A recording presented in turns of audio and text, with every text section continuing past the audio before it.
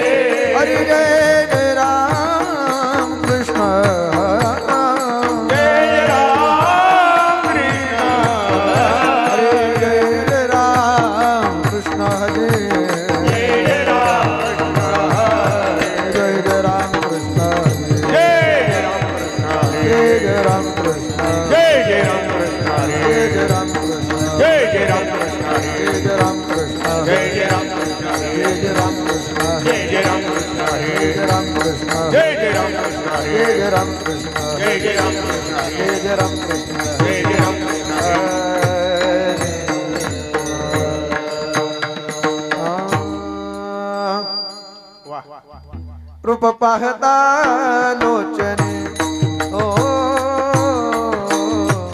रूप पाहता लोचने रूप पाहता लोचने ओ रूप पाहता लोचने रूप पाहता लोचने रूप पाहता लोचने रूप पाहता लोचने ओ रूप पाहता लोचने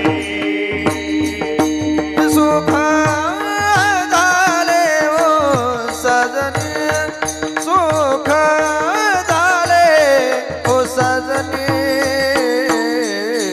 तो हा विठ्ठल बरवा बरवा तो हा विठ्ठल बरवा सुख झाले ओ सजने सुख झाले ओ सजने तो हा विठ्ठल बरवा बरवा तो हा विठ्ठल बरवा तो हा माधव बरवा तो हा माधव बरवा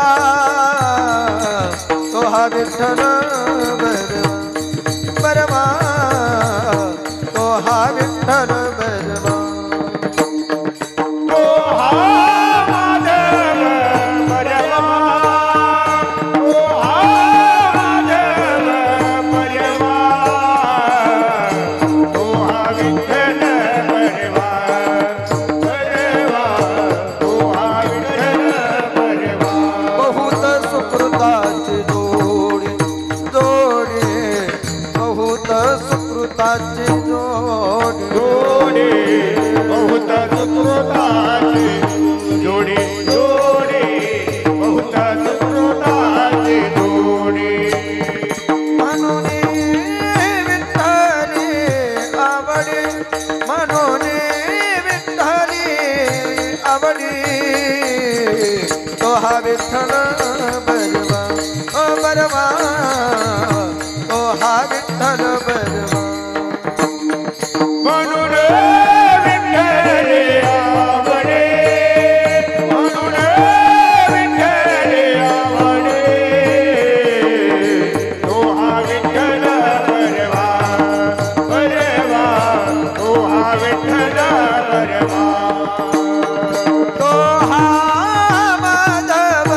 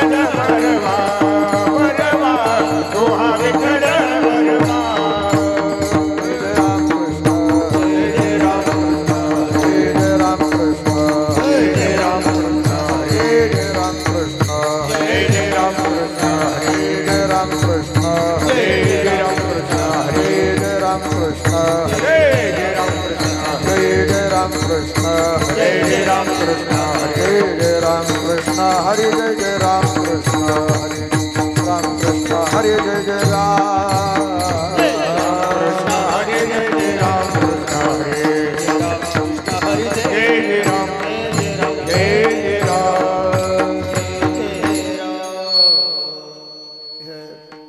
देह तव असे भोगाचे अधीन देह तव असे भोगाचे अधीन तव असे भोगाचे अधीन तव असे भोगाचे अधीन याचे सुख क्षीण क्षण भंगुर याचे सुख क्षीण क्षण भंगुर याचे सुख क्षीण क्षण भंगुर देह तव असे भोगाचे अधीन देह तव असे भोगाचे अधीन देह तव असे भोगाचे अधीन तव असे भोगाचे अधीन याचे सुख क्षीण क्षण भंगुर याचे सुख क्षीण क्षण भंगुर याचे सुख क्षीण क्षण भंगुर अविनाश जोडी देवाचे भाव अविनाश जोडे देवाची भाव अविनाश जोडी देवा पायी भाव अविनाश जोडे देवा पायी भाव कल्याणाचा ठाव सकळ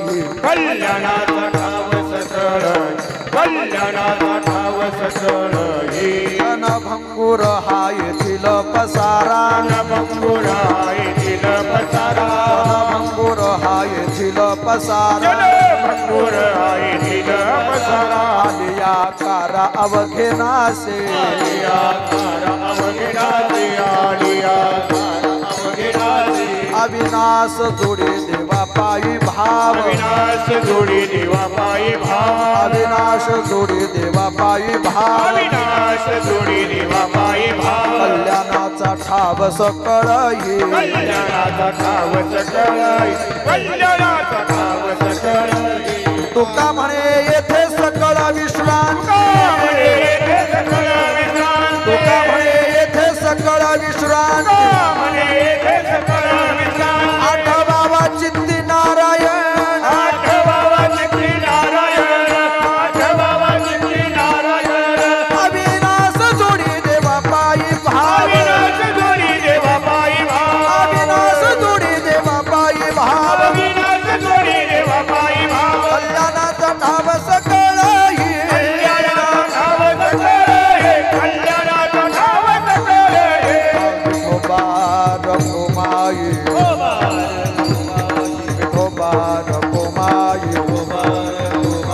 विठोबा रघुमाई भोमार भोमार विठोबा रघुमाई भोमार भोमार विठोबा रघुमाई रघुमाई भोमार भोमार रघुमाई विठोबा रघुमाई भोमार भोमार रघुमाई भोमार भोमार रघुमाई भोमार भोमार रघुमाई भोमार भोमार रघुमाई भोमार भोमार रघुमाई भोमार भोमार रघुमाई भोमार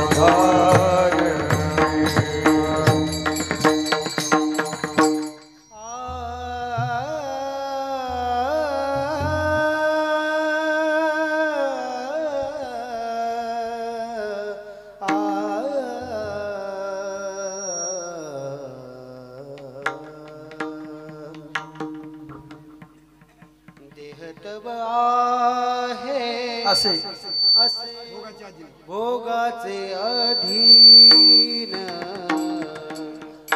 देह तव से भोगाचे अधीन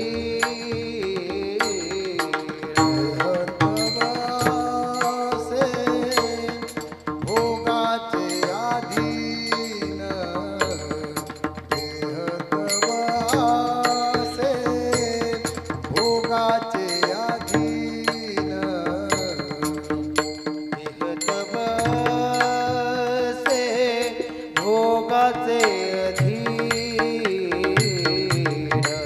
देह तव से भोगाचे अधीन से भोगाचे अधीन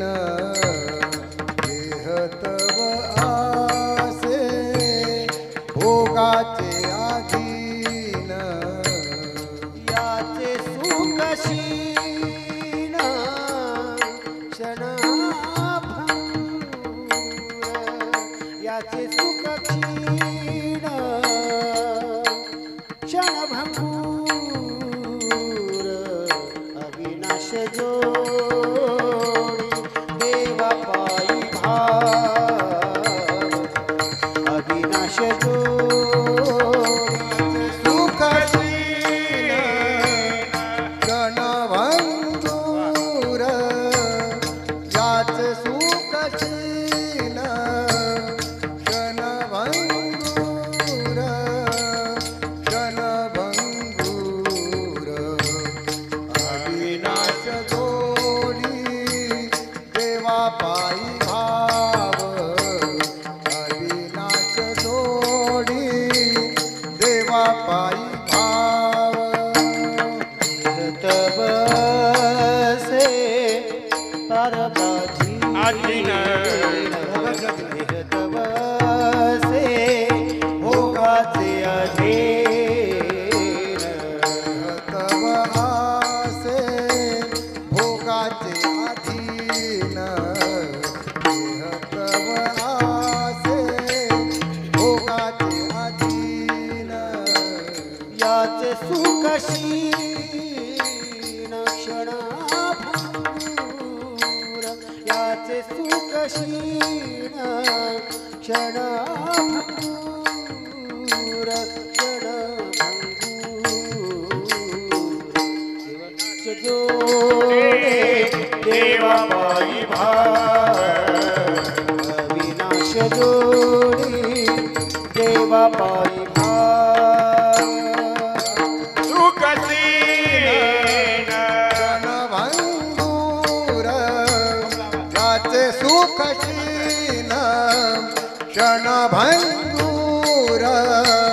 क्षणभंगूर अविनाश जोडी देवा पायी भाव अविनाश जोडी देवा पायी भाव कल्याणाचा ठाव सकळ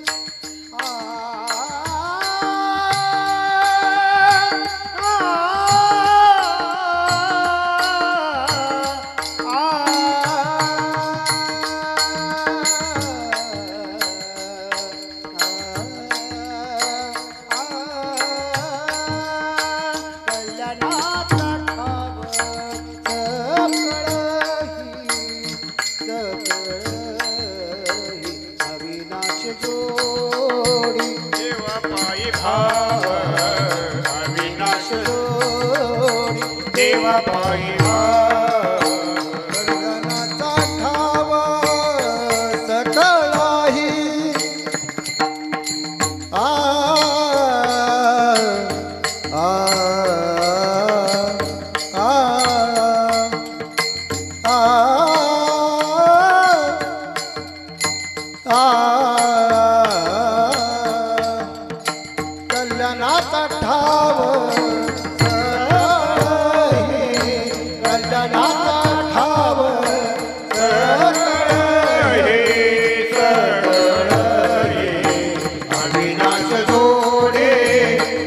पायी भाव अविनाश जोडे देवा पायी भाव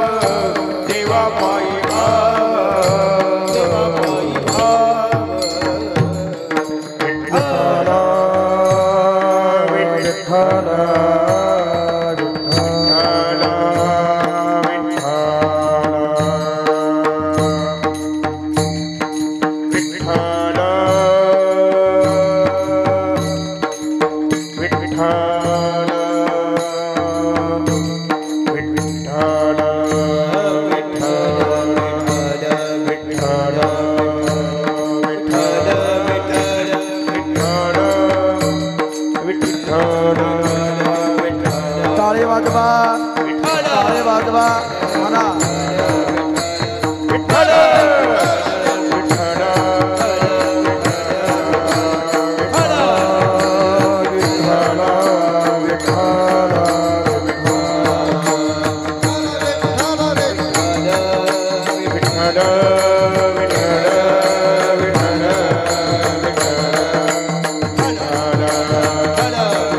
विठ्ठल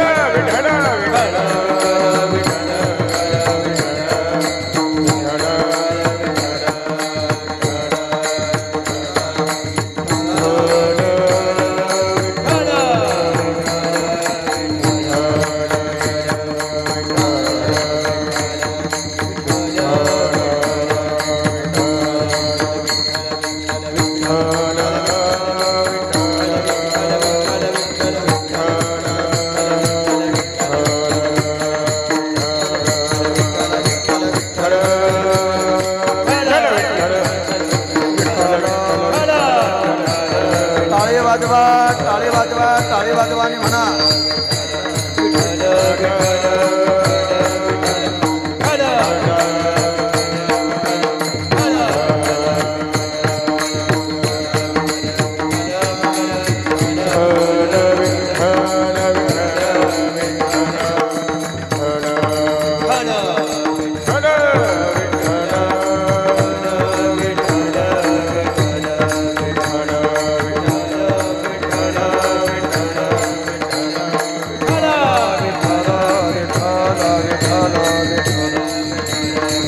कुंडलिका वरदे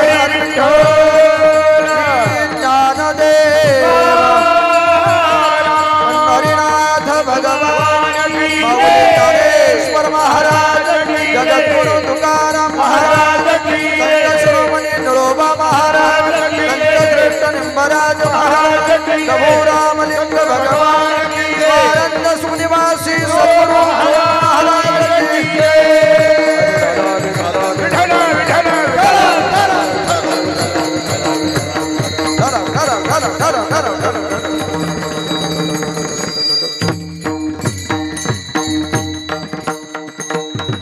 देहतव से भोगाचे अधीन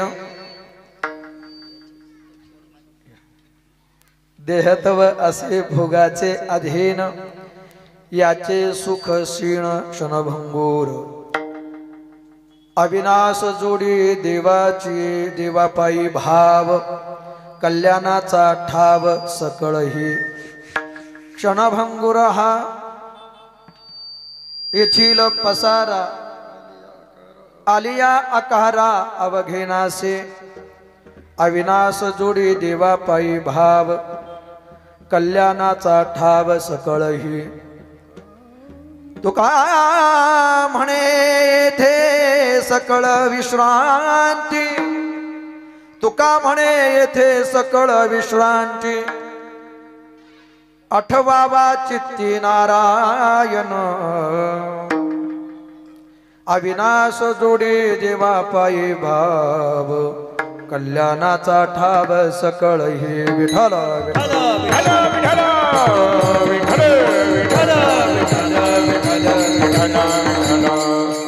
सजयते सिंधुर्वदन देवयत्पाद पंकज स्मरण वासरमणिर्वतमसामराशिन्नाशयति विघ्नान् समचरण सरोजं सान्द्र नीलाम्बुदाभं जगननिहित पाणिमण्डन मण्डनानां तरुण तुलसीमाला कंधरम कंजनेत्रं सदयधबल हासं विठ्ठलं चिन्तयामि पंढरीच्या देवराया दंडवत तुझे पाया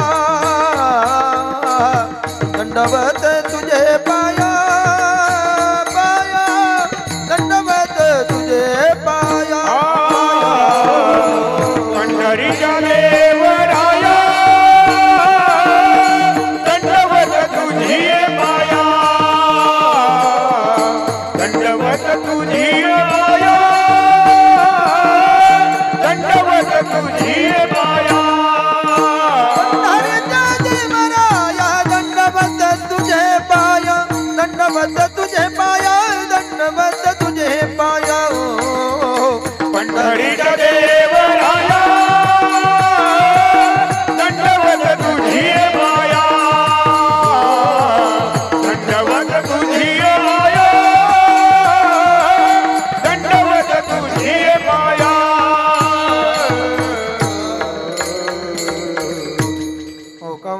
करोति वाचालं पंगुमलंघयते गिरिं यत्कृपातमहं वन्दे परमानन्दमाधवम् नारायणं नमस्कृत्यं नरं चैव नरोत्तमं देवी सरस्वतीं व्यासं ततो जयमुदीरयेत् मंगलभवन मंगलहारी द्रवभूषुदशरथ जिरबिहारी जय जय जय हनुमान गोसाई कृपा करहु गुरुदेव की नाय हे अस्वदिठी दयावरी झळके का पद्म करो माथा पारुखे तो जीवचे परी तुके महेसे एवढे जिय महिमेचे करणे तेव्हा चाळपणे माणू मी कवणे का सूर्याचे अंग उठणे लागत असे केवता कल्पतरुवरी फुलोरा काहीसेने पाहुणे नो क्षीरसागरा ऐसा कवणे वासी कापुरा सुवासुदेव चंदनाते काहीसेने चर्चावे अमृताते केवते रांधावे गगनावरे उभवावे घडे के तैसे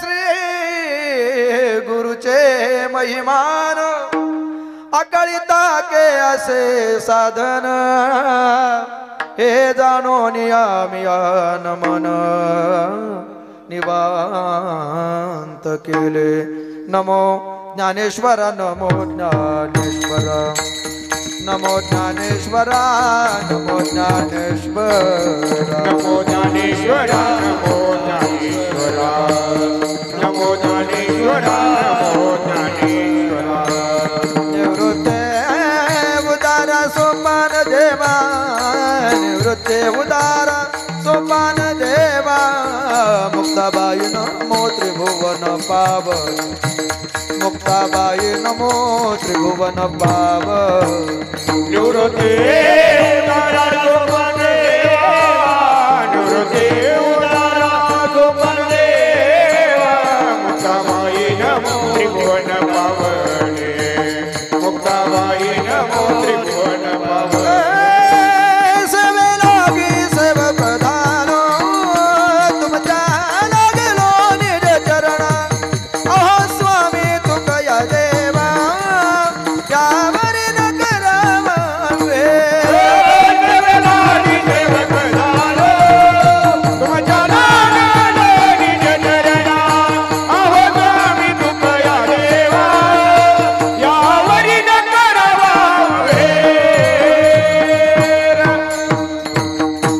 देहतवासे भोगाचे अधीन याचे सुख क्षीण क्षणभंगूर अविनाश जोडी देवापायी भाव कल्याणाचा ठाव सकळ हे अखिल गुणनिधा सच्चिदानंद अकारण करुणा वरुणालय भक्तवांछा कल्पतरू सकल जगदाधार रुक्मिणी प्राण संजीवन श्री पंढरीशु भगवान परमात्म्याच्या असीम कृपेन श्री ज्ञानोबाराया श्री तुकोबाराया संत शिरोमणी नळोबाराया संत श्रेष्ठ निंबराज महाराज आदी संतांच्या कृपा आशीर्वादानं ग्रामस्थांच्या संयोजनातून पंचक्रोशीतील भजनी मंडळींच्या सहकार्यानं आदरणीय वंदनीय पूजनीय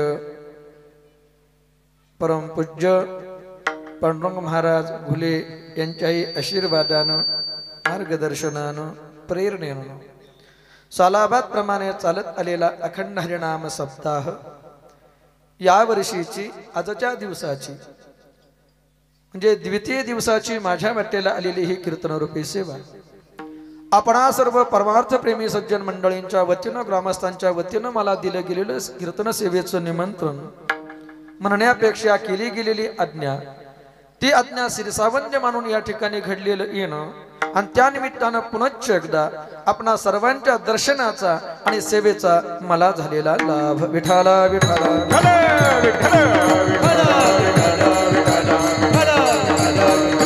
प्रस्तुत प्राप्त स्थळी प्राप्त प्रसंगी प्राप्त झालेली ही कीर्तनरूपी सेवा आणि कीर्तनरूपी सेवे करता निवडलेला अभंग जगद्गुरु जगदवंद्य श्रीमंत संत दिहुनवासी तुकोबाराय यांचा 4 चरणांचा उपदेशपर प्रकरणातला हा अभंग आहे. तुकोबाराय म्हणतात हा देह भोगाच्या अधीन आहे आणि म्हणून देहाच्या बाबतीमध्ये सुखाची कामना करणं हे आपल्यालाच क्षीण देणार आहे. आणि जरी सुख मिळालं देह आणि देह संबंधानं तरी ते क्षणभंगूर असणार आहे. पूर्ण सुख ज्याच्याकडून प्राप्त होतं त्या अविनाशाची जोडी करा. ती जोडी त्याच्या पायी ठेवलेल्या भावानच होऊ शकते आणि तोच कल्याणाचा सकळ ठाव आहे. त्या व्यतिरिक्त जे जे काही देह आणि देह संबंधानं आहे ते क्षणभंगूर आणि विनाकारण केलेला पसार आहे की जो एक ना एक दिवस आपल्याला आटोपता घ्यावा लागणार आहे. कारण जे आकाराला आले ते एक ना एक दिवस नाश पावणार आहे. आणि म्हणून तुकोबाराय म्हणतात सर्वांच्या सुखाचा सकळ सुखांचा हा एकच ठाव भगवान परमात्म्याची प्राप्ती नाम भगवान परमात्मा असल्या कारणानं आपण त्याला आपल्या चित्तानं आठवावा तर तो अविनाशाची जोडी आपल्याला होईल. हा अभंगाचा सरळ अर्थ. विठाला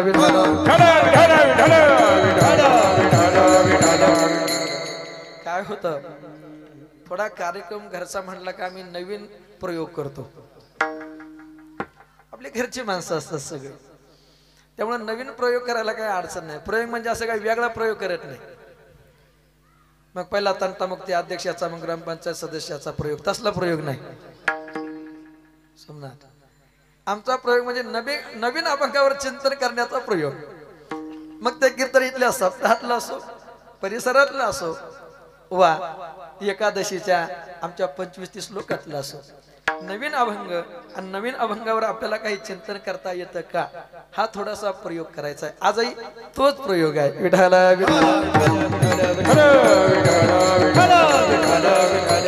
आपली माणसं असल्या नंतर चांगलं जर झालं तर वा क्या बात आहे हे कौतुकाचे शब्द कानावर पडतात. आणि कुठं जर विसंगती झाली तर माणसात न सांगता बाजूला जाऊन महाराज थोडस बाजूला गेलं बरं का ते पुढच्या कीर्तनात दुसरीकडे कुठंतरी सावरून घेता येते. कारण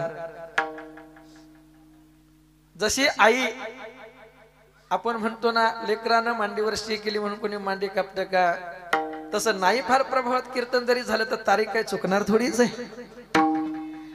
आणि इथला कार्यक्रम म्हणजे सेवा. एक घरात आध्यात्मिक गप्पा मारणं आणि आपल्या परिसरातलं कीर्तन याच्यात मला तरी काही वेगळा फरक वाटत नाही. विठाला विठाला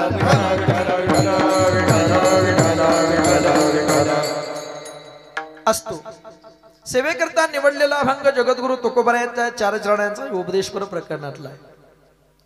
अभंगातून जगद्गुरु तुकोबाराय उपदेश करतात. पहिला प्रश्न उपदेश करतात कोण उपदेश करतात कोणाला उपदेश काय करतात उत्तर लगेच सांगून जातो. उपदेश करणारे जगद्गुरु तुकोबाराय उपदेश करतात नरदेहामध्ये जन्माला आलेल्यांना आणि उपदेशाचं स्वरूप आहे विनाशी संसाराचा त्याग करून अविनाश भगवान परमात्म्याची प्राप्ती. विठाला विठाला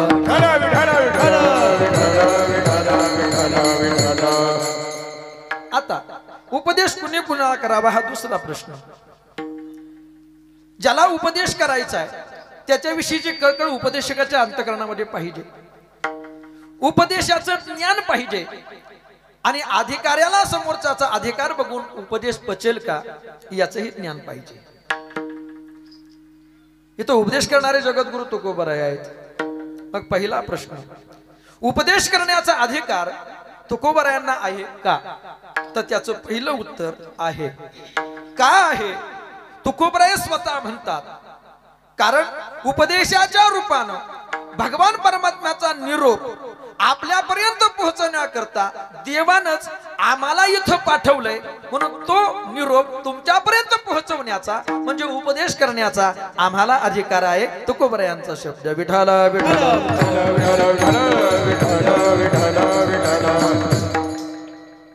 तो का म्हणे मद दाढीले निरोपा मार्ग हा सोपा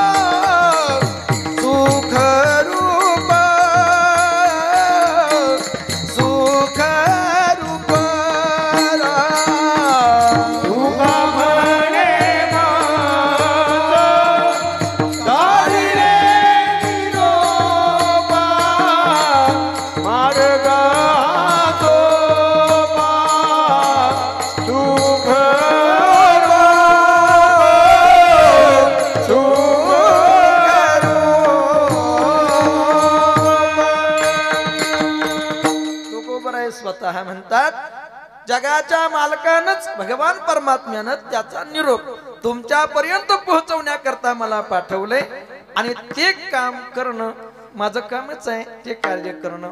म्हणून उपदेश करण्याचा त्यांना अधिकार आहे. ज्या कामावर ज्यांची नियुक्ती केली ते काम करणं त्यांचा अधिकारच आहे. साधं सोपं सरळ उदाहरण, तुम्ही कधी रेल्वेनं प्रवास केलाच असणार आहे. जवळजवळ नाही म्हणलं तरी 75% लोकांनी रेल्वेचा प्रवास केलाय. रेल्वेच्या प्रवासामध्ये तुम्ही तुमच्या सीटवर बसलात आणि एखादा दुसरा प्रवासी एखाद्या प्रवाशाला विचारू लागला, का हो तुम्ही तिकीट काढलंय का विनाकारण जागा अडवून धरलीत? तर ज्याला प्रश्न विचारलाय तो जर कधी एखादा गरम डोक्याचा असेल तर तो म्हणाल, का रे मी तिकीट काढत नाही तर फुकट जाईल, मी तिकीट काढलंय का हे विचारायचा तुला अधिकार कोणी दिलाय? बरोबर आहे का नाही? एका प्रवाशानं दुसऱ्या प्रवाशाला तिकीट काढलं का विचारण्याचा अधिकार आहे का? नाही. पण समजा त्याच बोगीत अचानक टीसी शिरला आणि तो तिथं आला आणि तो म्हणाला, का हो तिकीट निकाला का नाही? आणि जर एखादा त्याला म्हणाला, मी तिकीट काढले का नाही हे विचारण्याचा अधिकार तुला कोणी दिला, तो लोक त्याला येरवड्याला नेऊन घालतील का नाही? अरे एका प्रवाशानं दुसऱ्या प्रवाशाला म्हणणं ठीक आहे, तुला मला विचारण्याचा अधिकार नाही, पण शासनानं ज्या कामाकरता ज्याची नियुक्ती केली त्याला हे विचारण्याचा नक्की अधिकार आहे. तसं तुकोबरायांची नियुक्ती भगवान परमात्म्यानं त्यांचा निरोप आपल्यापर्यंत पोहोचवण्यासाठी जर केली असेल तर तुकोबरायांना उपदेश करण्याचा अधिकार आहेच, हे मान्यच करावं लागेल. विठाला विठाला विठाला बर अधिकार त्यालाच आहे उपदेश करण्याचा. कोणाला? जो जसा बोलतो तसा बोले तैसा चाले, त्याची वंदावी पाऊले, आणि आमच्यासारखे बोले तैसे न चाले त्याची चेंदावी पाऊले. नुसतं लोकांना सांगायचं सकाळचा नित्यनेम केला पाहिजे आणि यांनी उठलं सकाळी आंघोळ केली कुकाचा पट्टा वाढला का निघाला दांडियाव, कोण मानेल का? उपदेश करण्याकरता स्वतःचा तो अनुभव पाहिजे, योग्यता पाहिजे, अधिकार पाहिजे आणि त्या अनुभवातून गेल्यानंतर ती योग्यता प्राप्त झाली पाहिजे, त्यालाच उपदेश करण्याचा अधिकार आहे. एखादा अनाधिकारी जर उपदेश करत असेल तर त्याचा उपदेश आपण मानू काय? ज्याला दिवसात 5-5 बिड्याचे कट्टल लागतात, कट्टलच म्हणतात ना त्याला का बंडल म्हणतात? बिडी बंडल, हा ना, आपला तोच प्रश्न आहे. ते मराठवाड्यात त्याला कट्टल म्हणतात, बिड्यांचा 5-5 कट्टल लागतात त्याला. आणि तो जर म्हणू लागला बिड्या ओढणं आरोग्याला अपायकारक आहे, ओढू नये, तर त्याचं कोणी मानील का? बाप आतून बाहेर पडताना पोरग आत शिरतय कुठं, हे वेगळं सांगायची गरज. बाप आतून बाहेर येताना पोरग आत शिरतय आणि दोघंही घरी आल्यानंतर पोराला बाप म्हणतो, मूर्खा, लाज वाटते का तुला असं करायला? तो म्हणतो, बाबा मी काय वेगळं करतोय, जे तुम्ही करताय तेच. बाप जे करतो तसंच मुलगा जर वागत असेल तर चुकलेल्या मुलाला चुकलेल्या बापानं उपदेश करण्याचा अधिकार राहील का? विठाला विठाला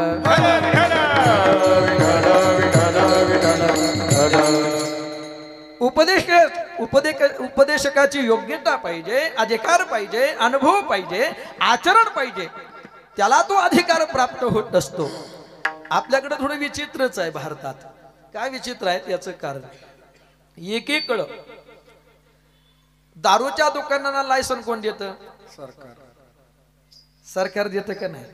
आणि एकीकडं दारू पिऊ नये लोकांनी याच्याकरता जाहिरातीवर पैसा कोण खर्च करतं? सरकारच. तुम्ही पिक्चर पाहता का नाही?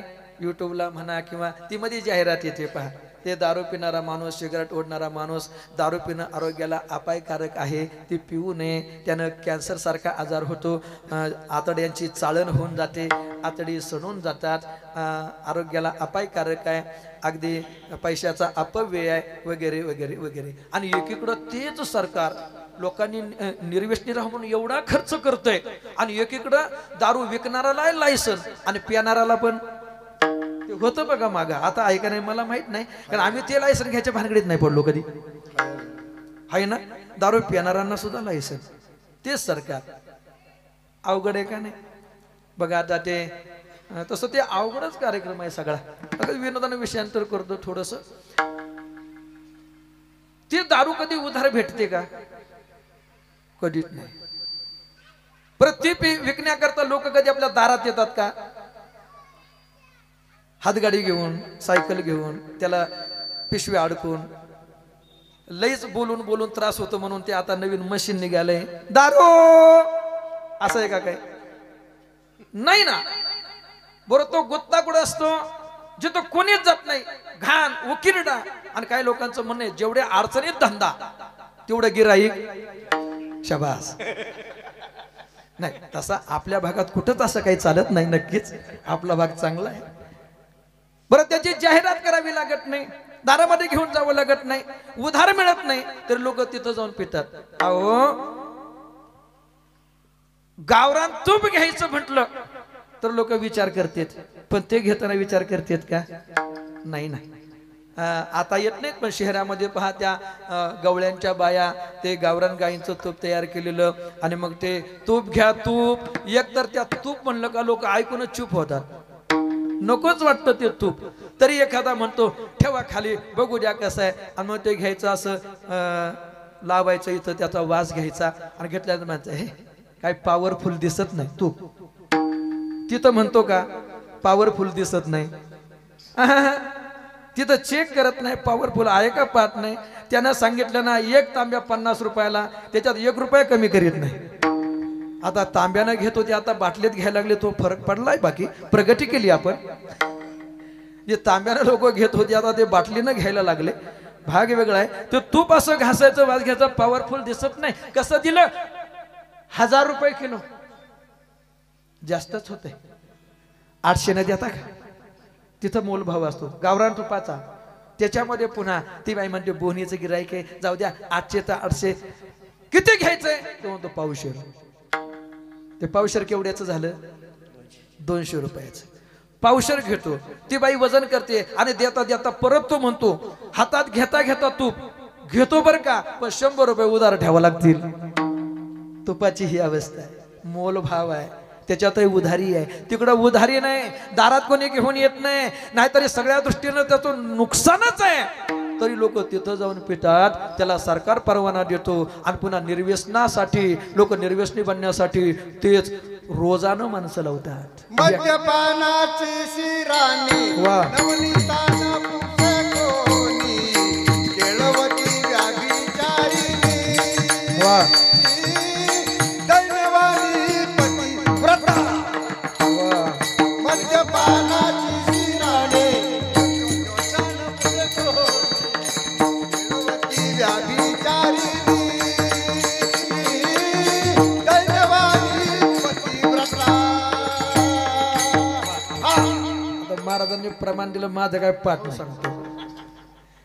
दारू लोक जाऊन पितील, बरोबर आहे, माथ्यावर घेतील, पण तूप खाणार नाही, अमृत पिणार नाही.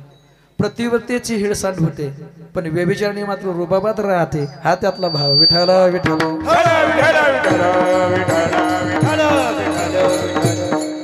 लाखो रुपये खर्च करतं शासन लोक निर्व्यसनी बनावे म्हणून. मग त्याच्याकरता व्याख्यानं काय, त्याच्याकरता लोक मग ते येतात, ते भाषण देतात, दारू गांजा मत पियो यारो अकल गुंग होते जाते, अपने पल्लो का दाम खर्च कर मोहमे मिट्टी हाटे, दारू पिऊ नका, दारूने आतडे खराब होतात, कॅन्सर सारखा आजार होऊ शकतो. अगदी पैशाचा अपव्यय आहे, लोक छिथू करतात, घरातले लोक सुद्धा चांगलं म्हणत नाहीत. दारू पिऊ नये लोक ऐकत होते सगळे, पण त्यातला एक हुशार होता, तो म्हटला साहेब भाषण फार सुंदर केलं तुम्ही, दारू पिऊ नये दारू पिऊ नये असं तुम्ही सांगता, पण तुमचं आम्ही ऐकलं असतं जर तुम्ही उतरल्यावर सांगितलं असतं तर. आधी पहिली तुमची थोडी उतरू द्या, नंतर सांगा. ऐकू लोक ऐकतील काय? दारू पिऊन एखादा उपदेश करत असेल तर तो म्हणला अहो कसं आहे, माणसात बोलायचं म्हणलं मला थोडी टाकल्याशिवाय बोलताच येत नाही, आणि तो सांगतो दारू पिऊ नका. तर जो मुळात स्वतः व्यसन करतो त्यानं जर व्यसनमुक्तीबद्दल बोललं तर लोक त्याचं जसं ऐकणार नाहीत ते सांगण्याकरता तिथं जन्मतः निर्व्यसनीच असला पाहिजे. तसंच इकडं सुद्धा आहे. उपदेशक उपदेश करतो पण त्यांचा उपदेश ऐकण्याकरता उपदेश करणारा हा अधिकारी असला पाहिजे. विठ्ठल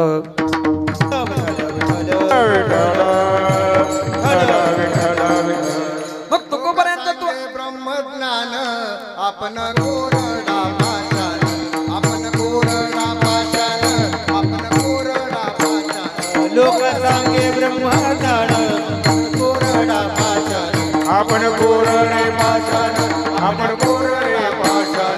लोक सांगे ब्रह्मज्ञान आपण कोरडा पाषाण, आपण कोरडा पाषाण, आपण कोरडा पाषाण. लोक सांगे ब्रह्मज्ञान आपण कोरडा पाषाण, आपण कोरडा पाषाण, आपण कोरडा पाषाण.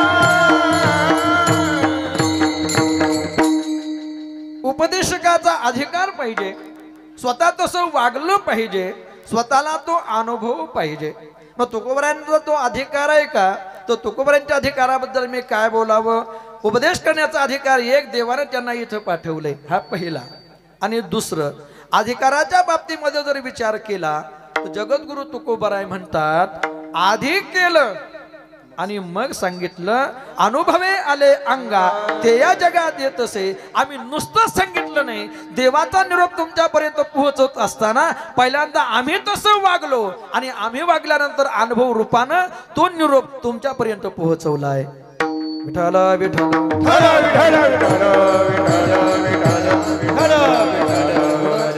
शाई कुडाला आवाज द्या, स्वराचं वलय राहत नाही. विठ्ठल विठ्ठल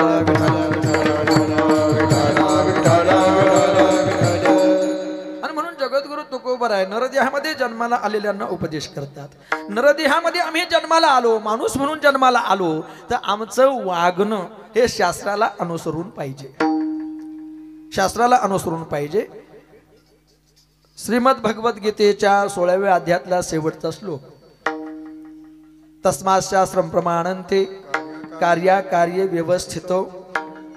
शास्त्रानं जे सांगितलं मनुष्यानं तसंच वागलं पाहिजे. का वागलं पाहिजे? कारण शास्त्रच हे सांगू शकतं चुकीचं काय, बरोबर काय, ग्राह्य काय, त्याज्य काय, शाश्वत काय, नश्वर काय, विनाशी काय, अविनाशी काय, हे शास्त्रच आपल्याला सांगू शकतं. म्हणून शास्त्राप्रमाणे आचरण केलं पाहिजे. शास्त्र जसं सांगेल तसं मानलं पाहिजे. शास्त्र म्हणेल ते केलं पाहिजे. आणि शास्त्रानं ज्याचा त्याग सांगितला त्याचा त्याग केलाच पाहिजे. मग सार्वभौम राज्याचा सुद्धा. विठ्ठल विठ्ठल. आपल्याकडे वेळ कमी आहे, थोडं वेगानं पुढे जातो मी. गेले कुठे गेले? काशीला गेले. पडत्या फळाची आज्ञा सर्व चरित्र कथाभाग सांगत बसत नाही, तर एवढ्या चरित्रात कीर्तन संपून जाईल. प्रपंचात मन लागत नव्हतं. हे रुक्मिणी, माझं मन प्रपंचात लागत नाही ग, मला संन्यास घेण्याची आज्ञा दे, अनुज्ञा दे. पण रुक्मिणीनं म्हणावं पुत्र संतती झाल्याशिवाय संन्यास कसा घेता येईल? हाही शास्त्राचा नियमच आहे. पुत्र संतती झाल्याशिवाय, वंशवृद्धी झाल्याशिवाय पुरुषाला संन्यास घेण्याचा अधिकार नाही. सतत विचारावं. आणि बरेच दिवस पुत्र संतती नाही म्हणून उदास विषण्ण अवस्थेमध्ये असणारी रुक्मिणी, आणि त्या परिस्थितीमध्ये विचारलं विठ्ठल पंतांनी, हे रुक्मिणी, मला संन्यास घ्यायची इच्छा आहे, मला परवानगी दे ना. फारच इच्छा आहे तर घ्या एकदाची. विषण्ण अवस्थेमध्ये बोलून गेली आणि पडत्या फळाची आज्ञा गेली आणि काशीला जाऊन संन्यास घेतला. मला सर्व कथा भाग सांगायचा नाही. ते फिरत फिरत आले, रुक्मिणीची भेट झाली. कपाळावरती सौभाग्याचं कुंकू लावलेल्या गळ्यामध्ये मंगळसूत्र, पायात जोडवे, हातामध्ये हिरव्या बांगड्या आणि पती परत यावेत याकरता सुवर्ण पिंपळाला 1.25 लाख पूर्ण आयुष्यात नाही दररोज 1.25 लाख विठाल इंद्राणीचं स्नान करावं, सिद्धेश्वरांचं दर्शन आणि 1.25 लाख प्रदक्षिणा दररोज घालाव्यात सुवर्ण पिंपळाला. आता त्याच्यामध्ये अनेक मतभेद आहेत. कुणी म्हणतात की त्यांचे गुरु रामानंद, कुणी म्हणतात श्रीपाद स्वामी वगैरे वगैरे वगैरे. पण रामानंदांचा उल्लेख आहे की जे कबीरांचे गुरु आहेत, जे रोहिदास महाराजांचे गुरु आहेत, अजय विठ्ठल पंतांचे गुरु आहेत. विठाला विठाला आणि मग दर्शन घेतलं. विशाल भाल तेजस्वी चेहरा साधूचं ते त्याच्या चेहऱ्यावर दिसतं बरं. कारण अंतकरणातलं जे समाधान चेहऱ्यावर असतं त्यावरून कळतं माणसाच्या अंतकरणात काय चाललंय. सौभाग्यवती भव दर्शन घेतल्यानंतर आशीर्वाद दिला आणि खळखळ डोळ्यातून पाणी उघडलं. स्वामीजी पुरी डोळ्यात पाणी काढतेस? स्वामीजी कोणी म्हणतंय माझ्या पतीनं संन्यास घेतलाय. संन्यास घेतला असेल तर परत तो संसारामध्ये येणं शक्य नाही. आणि अष्टपुत्र सौभाग्यवती हा दुसरा दिलेला आशीर्वाद खरं होणं शक्य. तुमचा आशीर्वाद खोटा ठरतो का काय? पुरुष मंडळी म्हणून पुढे थोडस महिलांना जागा नाही राहिली. मधली जागा भरून काढा. विठाला विठाला विठाला विठाला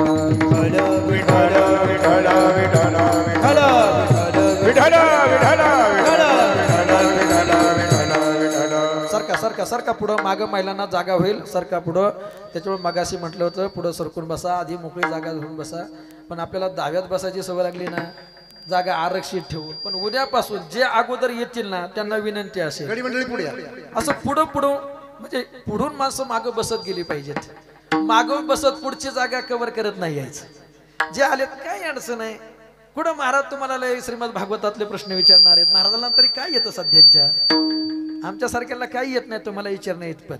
ते विचारायला फार मोठा तो तत्ववेत्ता लागतो. अध्यात्माचा अभ्यास करणारा, स्वतः ज्यातला परिपूर्ण प्रगाढ ज्ञान आहे तो तुम्हाला न उत्तर येणारे प्रश्न विचारू शकतो. इथं आमच्याच प्रश्नांना आम्हाला उत्तर देता येत नाही. आम्ही तुम्हाला काय विचारणार? विठाला विठाला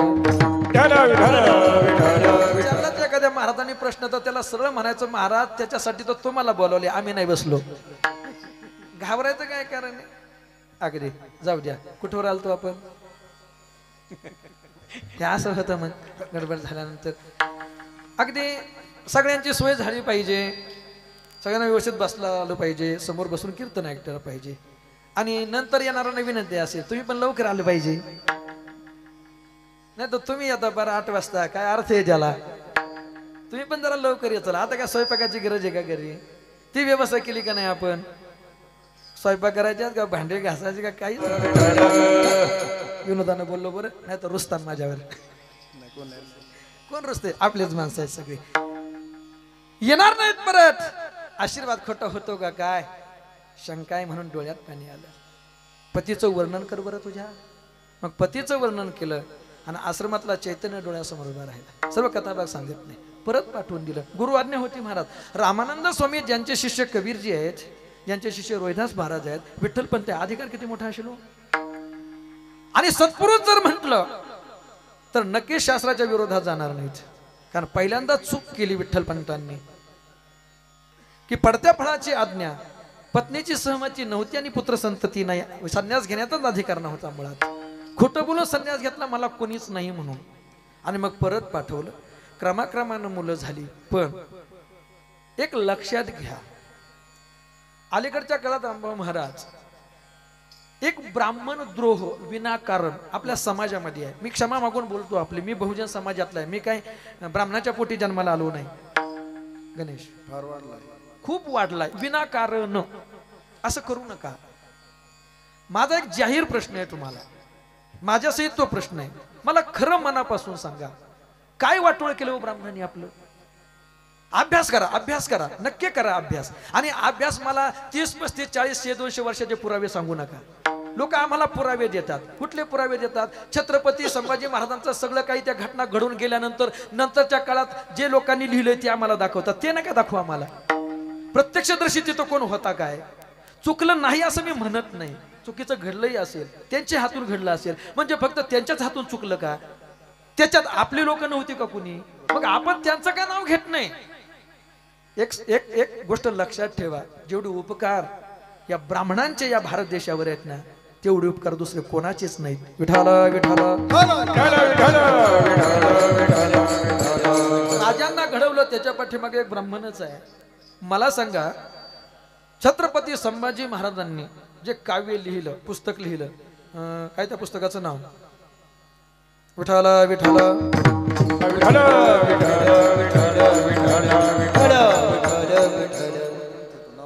हा माझ्या नाही नाही ते चरित्र कथा बघा, संस्कृत पुस्तक ग्रंथ त्यांनी लिहिला, बुद्धभूषण. क्या बात आहे, बुद्धभूषण. ऐका, संस्कृत मध्ये लिहिलेला ग्रंथ आहे नाना. मला सांगा, बहुजन समाजातला क्षत्रिय कुळात जन्माला आलेला एक क्षत्रिय राजा संस्कृत मध्ये ग्रंथ लिहितो, त्यांना शिकवणारा कुणीतरी ब्राह्मणच असला पाहिजे का नाही? आणि आम्ही काय म्हणतो, आमच्यासाठी शिक्षणाची दारं त्यांनी बंद केली होती. अरे शिकायची इच्छा आमची नव्हती, दारं खुलीच होती. विठाला विठाला. आपण आपले संस्कार विसरलो, आपला उपनयन आपण विसरलो, आपण जहागीरदार झालो. माझ्या भाषेत सांगतो, राग येऊ देऊ नका, आम्ही जहागीरदार झालो आणि आम्ही चला आम्हाला हे करायला वेळ नाही, हे सगळं तुम्ही करा, आम्हाला बाकीचे उद्योग आहेत इकडचे, सगळं त्यांच्या गळ्यात घातलं. बऱ्याच वेळा बोलताना बोलतो थोडं विषयांतर होईल, पण ऐका, प्रत्येक वर्णाला, प्रत्येक जातीला, जाती ह्या जाती व्यवस्थेवर नाही पडल्या, माणसातल्या गुणामुळे जाती पडलेल्या आहेत. गुण कर्म विभागशः असं गीतेमध्ये वचन आले. माणसातले गुण, माणसाचं कर्म, तशा जाती पडल्या. याच्यापेक्षा पुढे जाऊन सांगू का, माणसाची जी वृत्ती आहे ना, त्याच्यावरून जाती पडल्या. विठाला विठाला.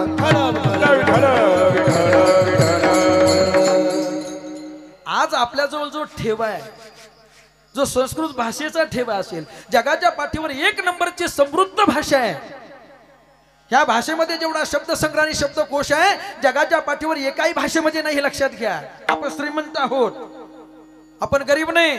त्याच्या पाठोमाग संपन्न भाषा ती मराठी, त्याच्यानंतर हिंदी, त्याच्यानंतर बाकीच्या भाषा. आज सगळ्यात भिकारी भाषा इंग्रजी. आम्ही तीच आवडली. माझं पोरगं इंग्लिश मिडियमलाच गेलं पाहिजे. कशा करता? जे ज्ञान संस्कृत हिंदी भाषेमध्ये आहे, नक्की ते ज्ञान संस्कृत भाषेमध्ये लिहिलं गेलेलं नाही अजून. विठाला विठाला. बोलत गेलो तर ह्या मुद्द्यावर मी बोलत जाईल. माझा फक्त एक स्वभाव आहे, थोडंसं बोलतो स्पष्ट मी, पण माझं एक म्हणणं असतं, कधीतरी आपण आपल्या डोकावलं पाहिजे, कधीतरी आपण आपल्याही चुका स्वतः शोधल्या पाहिजेत, तर सगळं सापडते. विनाकारण कोणाचा द्रोह करण्यात अर्थ नाही. एक सांगू, मी ज्यांच्या जवळ राहिलो ते मराठा, 96 कुळी मराठा, माझे गुरु, पण त्यांचे दोन्ही गुरु ब्राह्मण, एक साखरे महाराज आणि दुसरे गणेश्वर शास्त्री द्राविड. मला ते नेहमी म्हणायचे, मला त्यांनी कधी नावानं हाक मारले नाही. बबन महाराज म्हस्के, पट्ट शिष्य साखरे महाराजांचे, ते नेहमी म्हणायचे, मी जवळ राहिलो, जवळून बघितलं. ज्ञान वंश परंपरेनं कसं येतं आणि त्याच्याकरता किती आचार विचार संपन्नता लागते हे त्यांनी पाहिलं. विचार करा, आपलं पोरगं टाका शिकायला, जन्माला आल्याबरोबर शिकायला टाका आणि घनपाठी बनवून दाखवा, बनतंय का बघा. कारण मुळात आपण ते संस्कार विसरलो आणि ते संस्कार पुढच्या पिढीवर संक्रमित झाले. विठाला विठाला. बोलत गेलो तर ह्या विषयावर खूप बोलत जाईल, कदाचित ते बोलण्याचा माझा अधिकार नसेल. मला एवढंच म्हणायचंय फक्त, जर रामानंद स्वामी सारख्या एका अधिकारी ब्राह्मण गुरुदेवांनी विठ्ठलपंतांना पुन्हा गृहस्थाश्रम स्वीकारायला लावला असेल, तर शास्त्रामध्ये जरूर त्यासाठी काहीतरी सवलत असली. ती नंतरच्या कालखंडामध्ये ब्राह्मणांना सापडली नाही, तो भाग वेगळा आहे, पण असणार हे नक्की. कारण प्रत्येक ठिकाणी वाटा पळवाटा ठेवलेल्या आहेत. ब्राह्मणानं सोहळ्यातलंच जेवण जेवायचं असतं, पाणी प्यायचं असतं, हा नियम आहे. पण जर अन्न पाण्याविना जर प्राण जात असेल तर कुठलंही अन्न पाणी ग्रहण करण्याचा अधिकार आहे, ही त्यातली पळवाट आहे. विठाला विठाला. आम्ही शोधत नाही, आम्ही आम्ही पाहत नाही, आम्ही फक्त विरोधाला विरोध करतोय, ही गोष्ट चुकीची आहे. थोडं विषयांतर झालं, दिलगिरी व्यक्त करतोय. विठाला विठाला घड्याळ पुढं पुढं पळतंय. मला अभंगाकडे यायचंय. आपलं मी सांगितलं ना, हे कीर्तन इथलं म्हणजे घरात गप्पा मारल्यासारखं आहे. फार मला काही इथून अभंगाचं चिंतन असं काही नाही, जे वाटलं ते बोललो. मला एकच सांगायचं होतं की महात्मे हे शास्त्राच्या आधारानं वर्तन करत असतात, वागत असतात, चालत असतात. जे अर्थी सांगितलं ते अर्थी कुठेतरी शास्त्रामध्ये लिहिलं गेलं असलंच पाहिजे. ते शोधण्याकरता नंतरच्या काळामध्ये ब्राह्मण असमर्थ ठरले, नंतर तो पुरावा सापडला असं थोडंसं चरित्रामध्ये आलंय. पण तोपर्यंत ज्ञानोबरायांच्या आई वडिलांनी देहांत प्रायचित्त घेतलेलं होतं. ज्यावेळेला 4 मुलं झाली आणि संन्यासानंतर गृहस्थाश्रम, गंगा चुकीच्या दिशेने उलटी व्हायला लागली आणि ब्राह्मणानं वाळीत टाकलं. आपल्या मुलांना समाजामध्ये स्थान मिळावं, त्यांचं मौजी बंधन व्हावं, याकरता चूक मी केली, त्या चुकीचं प्रायचित्त मुलांना का काय असेल प्रायचित्त आम्ही घ्यायला तयार आहोत. म्हणून विठ्ठलपंतांनी ज्यावेळेला ब्रह्मसभेला विचारलं, त्या याज्ञवल्क्यांच्या ग्रंथामध्ये एक गोष्ट सापडली. या अगोदर काही असं घडलं होतं आणि त्याबद्दल कुणी कुणाला काही शिक्षा दिली का असं सापडलं नाही. पण असं जर कुणी करेल, कसं संन्यासाश्रम स्वीकारून त्याचा त्याग करून पुन्हा गृहस्थाश्रमामध्ये कुणी येत असेल, हा गुन्हा जर कुणी करत असेल, तर त्याच्यासाठी याज्ञवल्क्यांच्या एका ग्रंथामध्ये वर्णन केली होती शिक्षा. त्या शिक्षेचं नाव होतं देहांत प्रायचित्त. मला माझ्या मुद्द्याकडे यायचंय. मुलं लहान असताना विठ्ठलपंत आणि रुक्मिणी मातेनं त्यांना झोपलेल्या अवस्थेमध्ये सोडून देहांत प्रायचित्त घेतलं. का घेतलं हो? फक्त ब्राह्मणानं सांगितलं म्हणून घेतलं? हा, कारण याज्ञवल्क्यांच्या ग्रंथामध्ये, शास्त्रामध्ये त्या गुन्ह्याला तेच दंड शिक्षा किंवा प्रायचित्त होतं. म्हणून तस्मात् शास्त्रम प्रमाणन्ते. विठाला विठाला. योग्य काय अयोग्य काय? आपल्याकडे जे 4 आश्रम सांगितले, पहिला ब्रह्मचारी, गृहस्थी, वानप्रस्थी आणि संन्यासी. संन्यासी हा शेवटचा आश्रम आहे. संन्यासी आश्रम घेतल्यानंतर पुन्हा रिटर्न मागे यायचं नाही, ती शेवटची पायरी आहे. संन्यासी तो त्याग संकल्पाचा, हा शास्त्राचा नियम आहे. तो नियम गुरूंच्या आज्ञेनं म्हणा किंवा विठ्ठलपंताकडून मोडला गेला, हे नक्की मान्य करायला पाहिजे. मग असं तर सर्रास घडलं असतं, हे लक्षात घ्या. जर तोच धर्म मानला गेला असता, तो भाग वेगळा आहे. वेगळ्या व्यासपीठावर वेगळ्या मुद्द्यावर स्वतंत्र चर्चा असते, हे लक्षात घ्या. त्याची सरभेसळ नाही झाली पाहिजे. त्याला जर धर्म मानला गेला असता गुरूंची आज्ञा म्हणून, तो पुढच्या काळात प्रघात पडला असता. मनाला वाटलं मी कपडे भगवे केले आणि मनाला वाटलं काढून पुन्हा पांढरे केले. नाही, असं जर कोणी करत असेल त्याच्यासाठी शिक्षा देहांत प्रायचित्त. आणि विठ्ठलपंत आणि रुक्मिणींना ते प्रायचित्त स्वीकारलं. ब्राह्मणानं सांगितलं म्हणून नाही, तर शास्त्रानं सांगितलं म्हणून. तस्मात् शास्त्रम प्रमाणन्ते. कारण शास्त्रच हे सांगू शकतं योग्य काय आणि अयोग्य काय. पण शास्त्र शिकायला आमच्याजवळ सवड आहे काय? तुम्ही नेहमी सांगत असता रंग महाराज, शास्त्र शिकायला आमच्याजवळ सवड आहे. बरं, जरी असेल तरी शास्त्रातलं ते गुढ ज्ञानाची उकल आमच्या बुद्धीला होईल. आमची एवढी बुद्धी प्रगल्भ आहे काय? विठाला विठाला.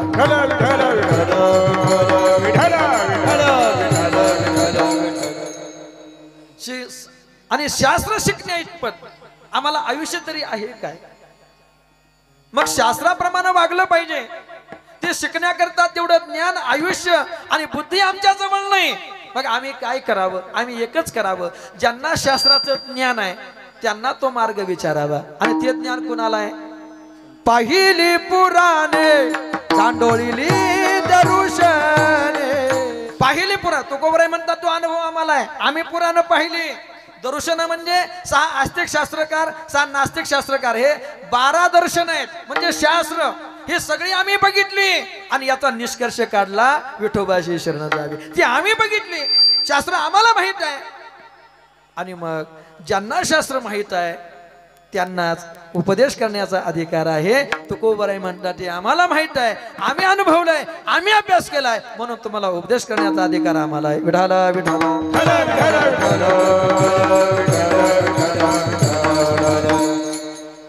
मग उपदेश केला, विठोबाशी शरण जावे, निज निष्ठा नाम घ्यावे. विठोबाला शरण गेलं पाहिजे. नरदेहामध्ये जन्माला आल्यानंतर शास्त्रानं जसं सांगितलं तसं आचरण आम्ही केलं पाहिजे. म्हणले काय सांगितलं की विठोबाशी शरण जावे, परमार्थ केला पाहिजे. परमार्थ महाधन पुढे देवाचे चरण व्हावया जतन, हे उपाय लाभाचे. अगदी नरदेहामध्ये जन्माला आल्यानंतर सुख प्राप्ती करता, आनंद प्राप्ती करता, शाश्वत सुखाच्या प्राप्ती करता आम्ही परमार्थ करून भगवंताची प्राप्ती केली पाहिजे, सायासानं परमार्थ केला पाहिजे असं सांगितलं. पण जसं शास्त्रानं सांगितलं तसं आम्ही वागतो का? आम्ही परमार्थ करतो का? आम्ही नामस्मरण करतो का? आम्ही भक्ती करतो का? नाही. इच्छा आहे आम्हाला सुख प्राप्तीची, पण ज्याच्यामध्ये शाश्वत सुख आहे तो परमार्थ आणि ईश्वर प्राप्ती करता प्रयत्न करताना आम्ही मात्र दिसत नाही. चला पंढरपूरला, तो म्हणतो कसं यावं. पहिलं रॉब जळालं कांद्याचं, आता दुसरं टाकलं, ते लावायला आले. बया 14,000 एकर म्हणतात. अंदाजे सांगितलं मी यंदा कांदा नाही लावलं त्याच्यामुळं. विठाला विठाला कसं यावं असं तो म्हणतो. एवढी काम आहेत. चला ना कीर्तनाला यावं वाटतं हो. कसं यावं? घरी नातवंड रडतेत, सुनाला स्वयंपाक करू देत नाही. मग किमान तिचा स्वयंपाक होईपर्यंत नातवंडांना सांभाळावं लागतंय. आणि नेमके तुमची कीर्तनाची वेळ 7 ते 9. जेवायला ना इकडं. कशाला नातवंड सांभाळत बसता? तरी लोक येत नाहीत. करण्याची नावे भलतेची करी. जे करायला पाहिजे ते करत नाहीत आणि करण्याच्या नावाखाली भरतच काहीतरी करतात. लोक जे करायला पाहिजे ते करत नाहीत, म्हणजे काहीच करत नाही असं नाही. ज्ञानोबा किती वर्णन करतात सुंदर बघा ना.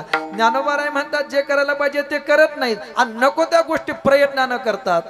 सायासे करीसी प्रपंच दिननिसी, सायासे करीसी प्रपंच दिननिसी, सायासे करते प्रपंच दिननिसी, सायासे करते प्रपंच दिननिसी. हरिसी न भजसी कोणा गुणे, कोणा गुणे. हरि मुखे म्हणा, हरि मुखे म्हणा, हरि मुखे म्हणा, हरि मुखे म्हणा. हरिसी न भजसी कवना गुणे, हरिसी न भजसी कवना गुणे. हरि मुखे म्हणा, हरि मुखे म्हणा, हरि मुखे म्हणा, हरि मुखे म्हणा. ज्ञानोबा राय म्हणतात जे करायला पाहिजे ते करत नाही आणि करण्याचे नावे भलतेचे करी प्रपंच सायासानं करतो. ऊसातलं काढतो, कांद्यात घालतो, कांद्यातलं काढतो, बटाट्यात टाकतो, बटाट्यातलं घरात घालतो आणि पोरीजानाला परत घरातलं बाहेर काढतो. सगळं त्याच्यासाठीच. सायासे करीस. ज्ञानोबा राय म्हणतात बेर्या हरिशीनं भजशी कोण्या गुणे. तिकडं मात्र ते करायला तुला वेळ नाही आणि नको ते करतो. हे तरी कशासाठी करतो? बरं, मला एक प्रश्न जाहीर विचारायचा आहे. अगदी जे करायला पाहिजे ते जरी आम्ही करत नाही, सायासानं प्रपंच करतो, पण कशासाठी करतो? जीवनामध्ये दुःख दुःख मिळावं याच्या करता. असं आहे का? नाही ना. जे करतो ते सुख प्राप्ती करताच करतो ना. आम्ही प्रपंच करतो सुख प्राप्ती करताच करतो. पण तुकोबा आहे म्हणतात जे सायासानं प्रपंच ज्याच्या प्राप्ती करता करतो ती गोष्ट सायासानं प्रपंच करून तुला मिळेल काय? कारण देह आणि देह संबंधानं ज्या ज्या गोष्टी आहेत त्या सगळ्याच सदा सर्व काळ काल आज आणि उद्याही जीवाला फक्त दुःखच आणि दुःख देणारे आहेत. कारण हा देह आणि देहाच्या बाबतीमध्ये सुख दुःख हे प्रारब्धानं जे भोग निश्चित केले त्याच्या अधीन आहे अभंगाचं पहिलं चरण. देह भोगाचे अधीन, देह प्रवाचे भोगाचे अधीन, देह प्रवाचे भोगाचे अधीन, देह प्रवाचे भोगाचे अधीन, देह प्रवाचे भोगाचे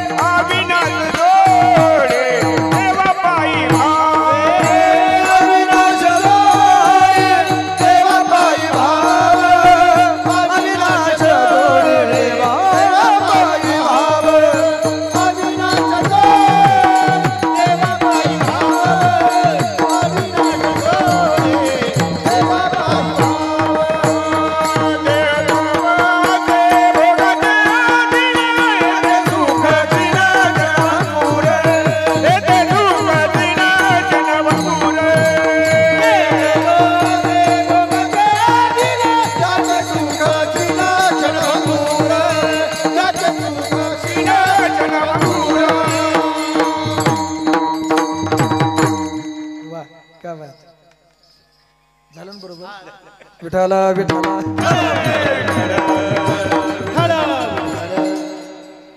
पहिला ट्राय हा बरोबर झालं का तुम्हाला विचारलं. ज्याच्यापासून सुखप्राप्तीची इच्छा मी करतोय. ज्ञानोबा तर आश्चर्य व्यक्त करतात. ज्ञानोबा आश्चर्य व्यक्त करतात की ज्याच्यापासून तुम्ही सुखाची कामना करताय ते तो सुख नाहीच आहे आणि जो सुख देणार आहे त्याला सोडून देत आहे. किती आश्चर्य आहे, किती आश्चर्य आहे. आगा मातेनं भजावया लागे आणि कवन बळ पासे अंगी. माझ्या व्यतिरिक्त असं कोणतं बळ आहे, कोणती शक्ती आहे की तुम्हाला असं वाटतं तिथून सुख प्राप्ती होईल.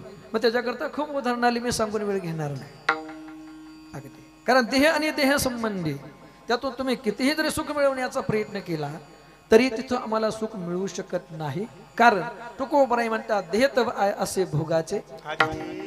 पूर्वकर्मानुसार जे प्रारब्ध या जन्मापुरता जो भोग आमचा भोगण्यासाठी निश्चित झालाय त्यालाच प्रारब्ध असं म्हणतात. आणि जो भाग भोगायचा भोग शिल्लक आहे त्याला संचित असं म्हणतात. आणि पुढच्या जन्माकरता जे आम्ही संचित तयार करतो त्याला क्रियमान म्हणतात. विठाला विठाला. मग जो भोग प्रारब्धाच्या रूपाने या जन्मात निश्चित झालाय त्याच्यामध्ये आम्हाला बदल करता येईल काय? नाही, बदलच करता येईल. तो भोग भोगावाच लागणार आहे. आणि त्या भोगातून मिळणारं सुख तुकोबराई म्हणतात हे क्षणभंगूर आहे आणि सीन वाढवणार आहे. भोग देहाच्या बाबतीमध्ये प्रारब्धानं जो निश्चित केला तो भोगावाच लागणार. सत्ता संपत्ती वशीला तो बदलवण्याच्या किंवा टाळण्याच्या किंवा नाश करण्याच्या कामाला उपयोगाचा ठरत नाही. किती मोठी सत्ता संपत्ती. उदाहरण मी सांगितले, आज पुन्हा सांगेल, माझ्याकडे लक्ष द्या थोडा वेळ, एक अर्धा तास. अधिकार जर म्हणाल तर त्या कालखंडामध्ये त्यांच्या समोर हातात शस्त्र घेऊन उभं राहण्याची योग्यता ज्यांच्या गुरुमध्ये सुद्धा नाही, एवढं सामर्थ्य की आंबेनं विनंती केली म्हणून शिष्याबरोबर युद्ध करण्याकरता आले. आणि रणांगणामध्ये ज्यांनी आपल्या गुरुलाही पराभूत केलं ते परशुरामजी आणि शिष्य भीष्माचार्य. आणि मग परशुरामजी म्हणतात हे वस तुझं हे सामर्थ्य आणि शौर्य बघून आनंदित झालो, पण काय करू, पाठीमाग मी हटू शकत नाही. आणि मग हात जोडले, मित्र तुमचा शिष्यच आहे, तुमच्या समोर शस्त्र खाली ठेवण्यात मला कुठल्याही प्रकारची मानहानी वाटत. आणि रणांगणातून माघार घेतली. एवढी ज्यांची योग्यता ते पितामह भीष्माचार्य. आता पुढचं ऐका. पितृभक्तांच्या यादीमध्ये सर्वोच्च नाव लिहिलं जातं ते प्रभू रामचंद्रांचं. बरोबर आहे. रघुकुल रीती सदा चली आई, प्राण जाई पर वचन न जाई. आणि आईला बापानं दिलेलं वचन, त्या वचनाची लाज राखण्याकरता बाप नाही म्हणाला तरी बापाच्या वचनाची लाज राखण्याकरता वनवासात गेले. पण पितृभक्तांच्या यादीत त्यांचं नाव अगोदर आहे. पण ऐका, पितृभक्तांच्या यादीत सर्वात अगोदर नाव लिहिलं गेलं पाहिजे ते पितामह भीष्माचार्यांचं. कारण बापासाठी जेवढा त्याग पितामह भीष्माचार्यांनी त्यांच्या जीवनामध्ये केला, एवढा बापासाठी त्याग करणारा पुत्र नक्कीच मागच्याही आणि पुढच्याही काळात अजून तरी जन्माला आला नाही. विठाला विठाला. आता कथा सांगत बसत नाही, सांगत गेलो तर अर्धा तास त्या कथेमध्ये निघून जाईल. त्याग किती सांगतो ऐका. गंगेचं लग्न झालं, गंगेनं सांगितलं शांतनु तुझ्याबरोबर विवाह करते खरं, पण मी काय करते त्या गोष्टीबद्दल विचारायचं नाही, ज्या दिवशी विचारित त्या दिवशी तुझा त्याग करून निघून जाईल. असे बरेच शांतनु आणि बऱ्याच गंगा आजही आहेत. माझ्या घरच्यांच्या विरोधात जाऊन तुझ्यावर लग्न करते, पण मी काय करते मला विचारायचं, ज्या दिवशी विचारते त्या दिवशी सोडून जाईल. गणेश ही परंपरा ते महाभारतापासून चालत आहे. त्याच्यामुळे जेवढ्यांचे लव्ह मॅरेज झाले त्यातले 99% घटस्फोट होतात. त्याचं कारणच हे. मी काय करते विचारायचं.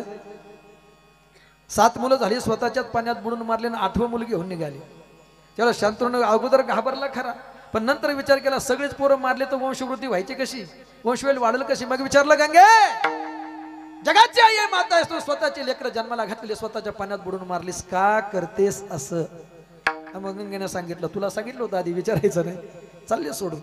पण हे राजा काय केलं असं ऐक, हे 8 नुसते माझे पुत्र नाहीत 8 आहेत. नारदाने शाप दिला, नरदेहामध्ये जन्माला येऊन दुःख भोगावं लागल, पण मला दया आली. मी सांगितलं चिंता करू नका, माझ्या उदरातून जन्माला घालल, नरदेहातलं दुःख तुम्हाला भोगू देणार नाही. जन्माला आल्यावर माझ्याच पाण्यात बुडून तुम्हाला मुक्त करेल. 7 जणांना मुक्त केलं, पण 8व्याच्या वेळेला तू विचारलं नक्की याच्या प्रारब्धाचा भोग भोगणं काहीतरी बाकी आहे. विठाला विठाला हे तर आहे भोगाच्या अधीने याच्या करता बोलतोय, लक्षात घ्या. अगदी घेऊन गेली. 21 वर्षाचा नवतरुण झाला तो, सर्व विद्या संपन्न, आपल्या भाषेत उच्च शिक्षित, उच्च विद्या विभूषित करून घेऊन आले, स्वाधीन केला. नाव ठेवलं देवव्रत. काही दिवस गेले, पण पत्नीच्या मिरामध्ये व्याकुळ झालेला तो राजा शांतनू गंगेच्याच काठावर फिरत असताना, आता त्याचं वय झालं होतं 99-100ला, फक्त 1 वर्ष बाकी होतं. आणि गंगेच्या काठावर फिरत असताना एक झोपडी बघितली. झोपडी समोर एक स्त्री मुलगी स्वयंपाक करते. वय असेल अगदी नवतारुण्य, 18-19, अप्रतिम लावण्य आणि शरीराचा सुगंध पराशरांच्या आशीर्वादानं. नाव तिचं सत्यवती, दाशराजाची मुलगी. स्वरूप पाहिलं, मन मोहित झालं, पुन्हा लग्न करण्याची इच्छा झाली आणि आला. दाशराज मुलगी माझीच आहे, त्याच्याबरोबर लग्न करण्याची इच्छा झाली. द्याल आता नाही म्हणालो तर नमनेवारी खूप फुकून देईन आपली. हस्तिनापूरचा सम्राट आहे राजा शांतनू.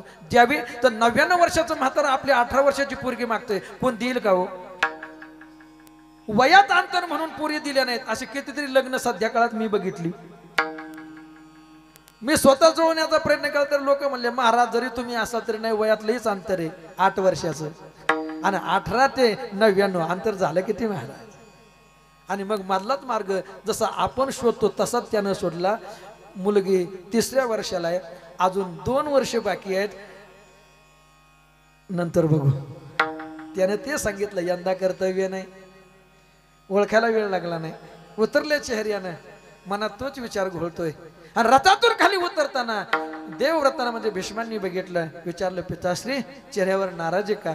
घडलेला प्रसंग सांगितला. त्याच रथावर बसून पुन्हा गंगेच्या काठावर दासराजाच्या झोपडीसमोर नमस्कार केला आणि विचारणा केली, हे दासराज, आता काही वेळापूर्वी गेलेला हस्तिनापूरचा सम्राट माझा पिता राजा शांतनू तुझ्या मुलीला मागणी घातली, हस्तिनापूरची सम्राज्ञी बनली असती, नाही का म्हणालास? आणि मग उत्तर दिलं, युवराज शोभतं का तुम्हाला तरी हे बोलणं? घरात लग्नाला आलेला 21 वर्षाचा मुलगा असताना 58 वर्षाचा 99 वर्षाचा म्हातारा माझ्या 18 वर्षाच्या मुलीला मागणी घालतो, लाज कशी वाटली नाही? वाटायलाच पाहिजे, वाटायलाच पाहिजे. बाप म्हातारा आहे माझा, हातात पाणी घेतलं, संकल्प सोडला. माझं तारुण्य बापाला मिळालं, बापाचं वृद्धत्व मला क्षणात आदला बदली झाली, हात जोडले. आता बापाला तारुण्य मिळालं माझ्या, द्याल का नाही मुलगी? सांगितलं, हे युवराज तारुण्य मिळालं खरं, माझी मुलगी दिली, तिला मुलं झाली, पण हस्तिनापूरचे ज्येष्ठ युवराज, ज्येष्ठ पुत्र तुम्ही म्हणून राजगादीवर तुमचाच हक्क आहे, माझ्या मुलांनी काय तुमची सेवा करायची काय? परत हातावर पाणी घेतलं, संकल्प सोडला, प्रतिज्ञा केली, अजन्म राज सिंहासनाला स्पर्श करणार नाही. आता देशील का नाही मुलगी? बापा करता दुसरा त्याग. हे राजा तू नाही बसणार, पण उद्या तू लग्न केलं, तुला मुलं झाली तर ज्येष्ठ पुत्राचे ज्येष्ठ पुत्र म्हणून तुझीच मुलं गादीवर हक्क दाखवतील ना? असं वाटतं का? पुन्हा बापासाठी 3री प्रतिज्ञा केली, अजन्म ब्रह्मचारी राहील, लग्नच करणार नाही तर मुलं होतील कुठून? विठाला विठाला. आपल्या बापासाठी केलेली 3री प्रतिज्ञा, आता देशील का नाही मुलगी? आणि मग शेवटची विनंती केली, हे राजन, माझ्या मुलीच्या हातून काही चुकलं, क्षत्रिय तेजाने युक्त आहात तुम्ही, माझ्या पोरीचं नरड दाबून माराल ना? आणि मग बापासाठी 4थी प्रतिज्ञा केली. अशी भीती आहे का? आज प्रतिज्ञा करतो, तुझीच मुलगी काय, पण या जगाच्या पटावर कोणत्याही स्त्रीवर कधीच हत्यार उगारणार नाही. लग्न झालं, सत्यवती हस्तिनापुरात आली, 2 मुलं झाली, विचित्रवीर्य आणि चित्रांगद. विचित्रवीर्य गादीवर बसला आणि मृत्यू शेवेवर पडला राजा शांतनू. बापाला कळतं आपली पोरं किती लायकीची आहेत, राजालाही कळालं. मृत्यू शयेवर चेहऱ्यावरचं दुःख. आणि पितामह भीष्माचार्यांनी विचारलं, पिताश्री चेहऱ्यावर दुःख कशाचं? हे देवव्रत, माझ्यासाठी एवढा त्याग केलास, पण जो राजा गादीवर बसलाय तो योग्य नाही रे, म्हणून प्राण गुंततो का? मग वचन देतो तुम्हाला, हा विचित्र वीर्यच काय, पण मी जिवंत आहे तोपर्यंत हस्तिनापूरच्या या राजसिंहासनावर जो राजा बसल त्याच्यामध्ये तुमचं प्रतिबिंब पाहून मरेपर्यंत या राजसिंहासनाची सेवा करील. 5वी प्रतिज्ञा. आनंदित झाला राजा शांतनू आणि भरल्या डोळ्यानं आपल्या पुत्राला आशीर्वाद दिला. माझ्यासाठी एवढा त्याग केला देवव्रत, तुला माझा आशीर्वाद आहे. तुझ्या इच्छेविरुद्ध मृत्यू सुद्धा तुला स्पर्श करणार नाही. इच्छा मृत्यूचं वरदान दिलं बुवा. विठाला विठाला. आणि बापाच्या आनंदाकरता शेवटची प्रतिज्ञा केली, मला इच्छा मृत्यूचं वरदान दिलं ना, जोपर्यंत हस्तिनापूर चहूबाजूनं सुरक्षित पाहत नाही तोपर्यंत मी माझा प्राणत्याग करणार नाही. आपण म्हणतो की अधर्माच्या बाजूने म्हणजे कौरवांच्या बाजूने पितामह भीष्माचार्यांनी युद्ध केलं किंवा का त्यांचंच खाल्लं होतं. त्यांचं काय खाल्लं? अरे होतं ते सगळं त्यांचंच तर होतं की. कौरवांचं काय खाल्लं त्यांनी? अरे ज्याचा त्याग केला, ज्याच्यावर पाणी सोडलं ते त्यांचंच होतं. युद्ध करण्याचं फक्त एकच कारण, फक्त बापाला दिलेलं वचन, राजसिंहासनावर जो बसल त्याच्यावर मध्ये तुमचं प्रतिबिंब पाहून आजन्म त्या राजसिंहासनाची सेवा करेल. धर्मच पाळला आणि कदाचित तोच धर्म माझ्या जगाच्या मालकाला हे करण्याकरता भाग पाडलं त्या धर्मानं की युद्धभूमीमध्ये जात असताना पितामह भीष्माचार्यांचं दर्शन केल्यावर स्वतः रथावर आरूढ होऊ नये आणि अर्जुनालाही आरूढ होऊ देऊ नये एवढा पितामह भीष्माचार्यांचा अधिकार आहे महाराज. एक दिवस चुकला नाही. दोघांनाही दर्शन करायचं, रथावर स्वार व्हायचं. आणि मग 10व्या दिवसाचं युद्ध शिखंडीला रथावर घेतलेलं ती त्यांनी सांगितलेलं मला विस्तार करायचा नाही. आणि सत्यवतीच्या बापाला दिलेलं वचन शिखंडीला बघितलं, हातातलं शस्त्र खाली ठेवलं आणि देव म्हणतो कोण जो रोज त्यांच्या पाया पडून स्वतः रथावर बसतो आणि अर्जुनालाही पाया पडूनच रथावर बसवतो, तोच देव अर्जुनाला सांगतो, अरे पाहतो काय, हातात शस्त्र नाही, बाण सोड, ही वेळ पुन्हा मिळणार नाही. देवा, ज्याचं दर्शन केल्याशिवाय तूही रणांगणात येत नाहीस आणि मला येऊ देत नाहीस, एवढे माझे अधिकारी पितामह आणि निशस्त्र असताना मला बाण सोडायला लावतो. अर्जुना, ते घर आहे आणि ही रणभूमी, ही संधी तुला पुन्हा मिळणार नाही, माझी आज्ञा आहे. आणि मग भगवंताच्या आज्ञेनं बाण सोडले. किती? ऐका, 113 बाण एका पाठोपाठ शरीराच्या आरपार. शेवटचा 113वा बाण शरीरात आरपार घुसला आणि पितामह भीष्माचार्य रणांगणात शरपंजरी पडले. आणि ज्या वेळेला पितामह भीष्माचार्य शरपंजरी पडले त्यावेळेला रथातून पहिल्यांदा उडी घालून त्यांचं दर्शन करण्याकरता त्यांच्या पायाजवळ उभा राहिला बाण सोडायला सांगणारा जगाचा बाग भगवान परमात्मा श्रीकृष्ण. विठ्ठल आणि मग विचारलं, हे देवा, दक्षिणायन चालू आहे, उत्तरायण चालू व्हायला किती वेळ आहे? अवधी सांगितला. तोपर्यंत मला एकांत पाहिजे. एकांतामध्ये नंतर 8 दिवसानं युद्धविराम होतो. धर्मराज गादीवर बसतो आणि धर्माचं, राजकारणाचं ज्ञान, तत्वज्ञान ग्रहण करण्याकरता, शिकण्याकरता पांडव द्रौपदी सहित भगवान परमात्मा पितामह भीष्माचार्यांजवळ येतात. आता ऐका, ज्या देवानं आपल्यावर बाण सोडायला लावले अर्जुनाला शरपंजरी पडलेल्या अवस्थेमध्ये, त्याच देवाचं 1000 नावाचं स्तोत्र माझ्या पितामह भीष्माचार्यांनी रचलं. त्यालाच आम्ही विष्णू सहस्रनाम स्तोत्र असं म्हणतो. जगाचा बाप येऊन उभा राहिला आणि ते हातामध्ये ठेवलं. काय वाटलं असेल? ज्याच्या तडातडा 2-4 कानफाडात मारल्या तोच गावात जाऊन कानफाडात मारणाराच वर्णन करतो, तर मारणाराला काय वाटेल?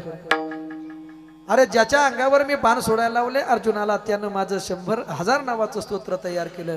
देवाच्या डोळ्याच्या कडा ओल्या झाल्या आणि आता ती वेळ जवळ आली उत्तरायण लागण्याची, प्रणोत्क्रमण करण्याची.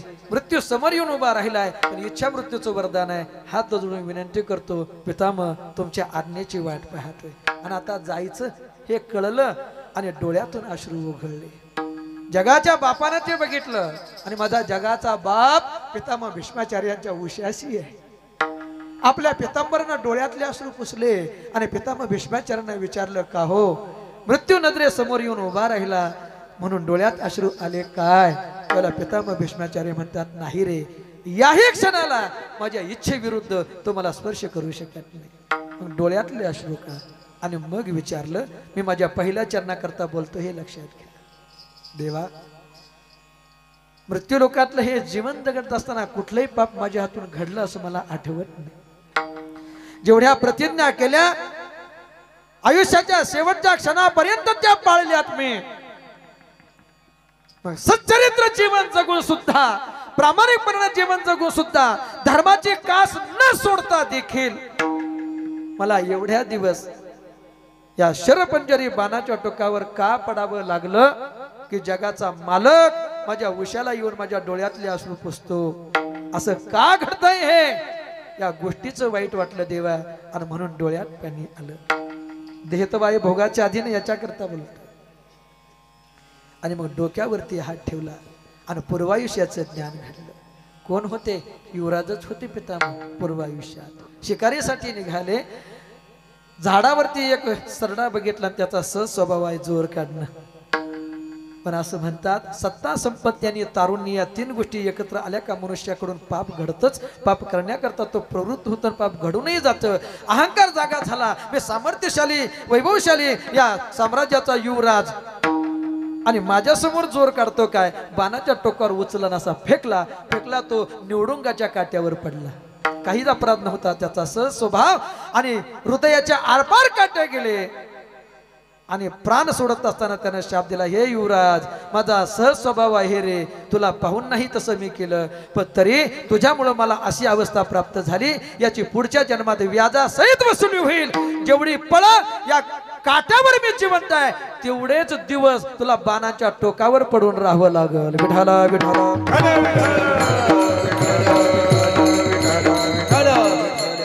हे पितामह, तुमच्या त्या कर्माची परतफेड प्रारब्धाच्या रूपाने या जन्माकरता निश्चित झाली. तुम्हाला एवढे दिवस बाणाच्या टोकावरती पडून राहावं लागलं. आणि हेच तुकोबार आहे म्हणतात, देह तव आहे भोगाचे अधीन, देह तव असे भोगाचे अधीन, असे भोगाचे अधीन, असे भोगाचे अधीन, याचे सुख क्षीण क्षण भंगूर, याचे सुख क्षीण क्षण भंगूर, याचे सुख क्षीण क्षण भंगूर. हा देह भोगाचे अधीन आहे. कोणालाही तो भोग बदलवता येत नाही, तेवढं सामर्थ्य आमच्यामध्ये नाही. भोग कोण घाडे संचितावा दोन्ही, करावे मने समाधान, करावे मनी समाधान. भोग दोन घडे संचितावा दोन्ही, करावे मनी समाधान, करावे मनी समाधान. संचितातला जो भाग या जन्मापुरता भोगण्याकरता निश्चित झाला त्याला तर प्रारब्ध म्हणतात. आणि आमचा देह त्या भोगाच्या अधीन आहे. आणि आम्ही मात्र जे पूर्वनियोजित भोग ठरलेला आहे त्याच भोगामध्ये जीवन व्यतीत करून त्याच्यातच सुख शोधण्याचा प्रयत्न करतोय. मग तुकोबाराय म्हणतात, देह आणि देह संबंधानं भोगाची निश्चिती आहे, आणि त्याच्यात जर तुम्ही सुख शोधत असाल तर याचे सुख क्षीण, सुख नाही असं नाही, त्याच्यात सुख आहे, पण किती आहे? आदरणीय, वंदनीय, पूजनीय, प्रतस्मरणीय दांडेकर मामा सांगायचे असं म्हणतात. पावसाळ्याचे दिवस वीज कडकडली, आबासाहेब, वीज कडकडली. मग त्या विजेचा प्रकाश आहे का नाही? प्रकाश आहे ना. नाही म्हणाल तो उजेड पडतो, पण असणारा तो प्रकाश आपल्या काय कामाचा आहे का? विजेच्या प्रकाशामध्ये कोणी ज्ञानेश्वरीचं पारायण करू शकतं? कोणी 52 पानाचं तरी किमान एक रमीचा डाव होऊ द्याच बुवा, तेवढ्या उजेडात होईल का असं? प्रकाश आहे, पण तो आपल्या उपयोगाचा नाही. तसं या भोगामध्ये सुख आहे, पण ते वीज चमकण्यासारखं आहे, याचा विशेष आपल्याला इथं उपभोग घेता येत नाही. दांडेकर मामा सांगायचे असं म्हणतात, कीर्तन चालू असताना ते एक गोष्ट सांगायचे लोकांना. दगड आहे, दगड. तुम्ही कीर्तनात बसलात ना, आणि दगड जरी घेतला एखादा हाताला सापडेल एवढा, आणि मी सांगितलं ते जर तुम्ही केलं तर त्या दगडाचं सोनं होईल. सोनं बनवण्याची प्रक्रिया ते सांगायचे. तुम्हाला ऐकायची का? सोनं बनवण्याची प्रक्रिया. अहो, सोन्याला कोण नाही म्हणेल? सोने रुपये आम्हा मृत्यके समार तुम्हा, असं महाराज मंडळी म्हणायला लागले सध्या. महाराजांना ते आवडतंय. 1-2 ग्रॅम नाही, हातात जेवढा दगड येईल तेवढ्या दगडाचं सोनं होईल. लोक म्हणले सांगा ना महाराज काय करावं लागेल? ते म्हणले काही नाही, तो दगड घ्यायचा, एक उपरणं घ्यायचं आणि आकाशात वीज चमकली की तो प्रकाश नष्ट व्हायच्या आत 21 वेळेला तो दगड उपरण्यात बांधायचा आणि सोडायचा. 21वी वेळ पूर्ण झाली की त्या दगडाचं सोनं होणार. कोण करणार? कसं शक्य आहे? विजेचा प्रकाश आहे पण आपल्या उपयोगाचा आहे का? तर नाही. तसं या भोगामध्ये देहामध्ये सुख आहे पण किती सुख पाहता जवा पाडे दुःख पर्वता एवढे. आणि त्या व्यतिरिक्त आहे तो सगळा सिनच. विठाला विठाला नियोजित वेळेतले 10 मिनिटं शिल्लक आहेत. अगदी पहिलं चरण पूर्ण करतो. विठ्ठल रुक्माई भजन. बाकीच्या 3 चरणांचा धावता भावाने सेवेला विराम देऊन टाकायचा. वेळ वाढवायची नाही. मलाही तुमच्या पोटाची चिंता आहे आणि माझ्या पण मलाही जेवायचंच ना नंतर. अगदी ऐका, शीन म्हणजे काय सांगतो. शीन म्हणजे विनाकारण हेलपटा. त्याचा सहज अर्थ आहे विनाकारण हेलपटा. एक प्रमाण आहे बघा. विठाला विठाला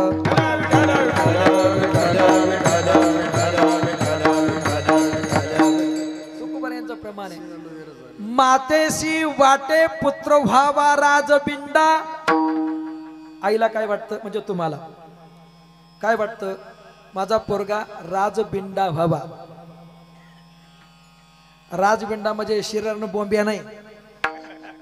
राजबिंडा म्हणजे डॉक्टर व्हावा, इंजिनियर व्हावा, कीर्तनकार नाही व्हावा. सध्याच्या काळात आपल्याकडे हे वाटणं अवघडच आहे. डॉक्टर व्हावा, इंजिनियर व्हावा.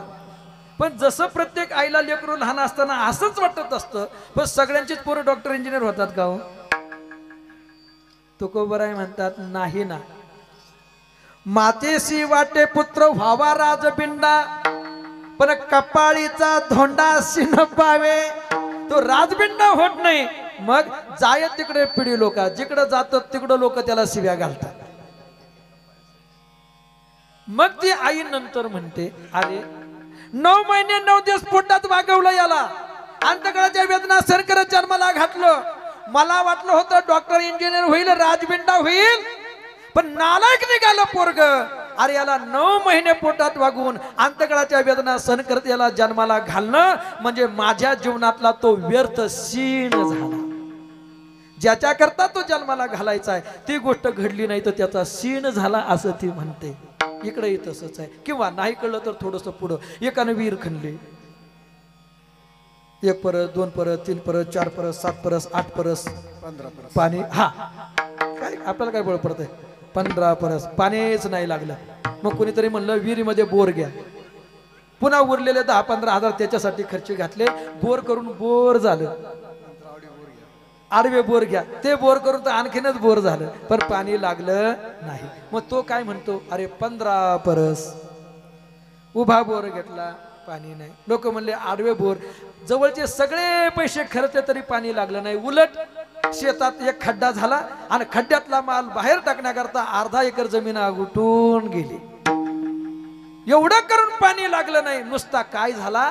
सीन झाला. ज्याच्याकरता जे काम केलं ते पूर्णत्वास गेलं नाही की लोक म्हणतात सीन झाला. मग सुख प्राप्ती करता ज्या देहानं देह संबंधाच्या दृष्टीनं प्रयत्न केला तुकोबराय म्हणतात त्या सुख प्राप्ती करता केलेला सीन आहे. कारण ते सुख जरी तिथे मिळालं तरी ते सुख क्षणभंगूर आहे. म्हणून मग शाश्वत सुख जर तुम्हाला पाहिजे असेल तर एक काम करा. ते प्राप्तीनंतर तुम्हाला सुख मिळेल आणि त्याच्या प्राप्ती करता काय केलं पाहिजे ही गोष्ट दुसऱ्या चरणात सांगितली. अविनाश जोडी देवा पायी भाव.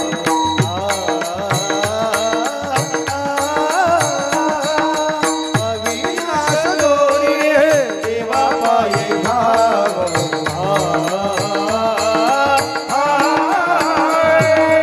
अविनाश जोडे देवा पायी भाव.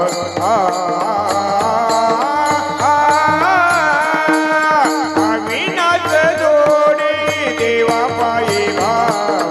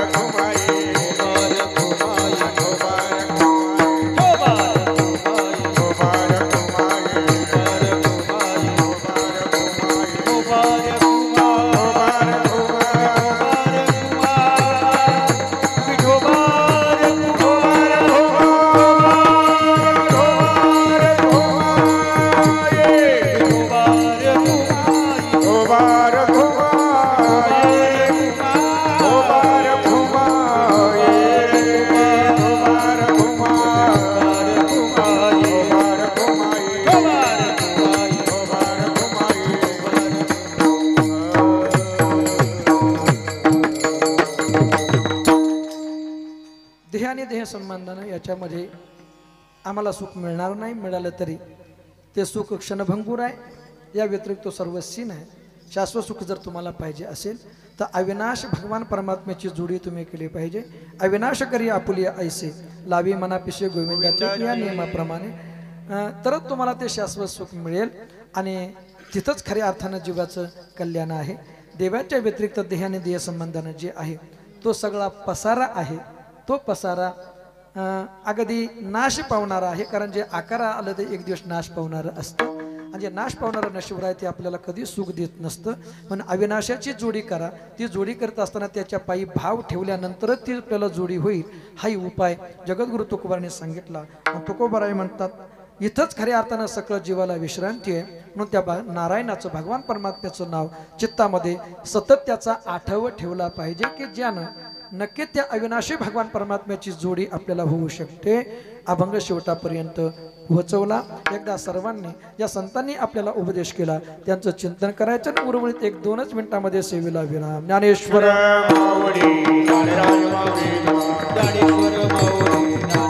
महाराज ज्ञानेश्वर माऊली ज्ञानराज माऊली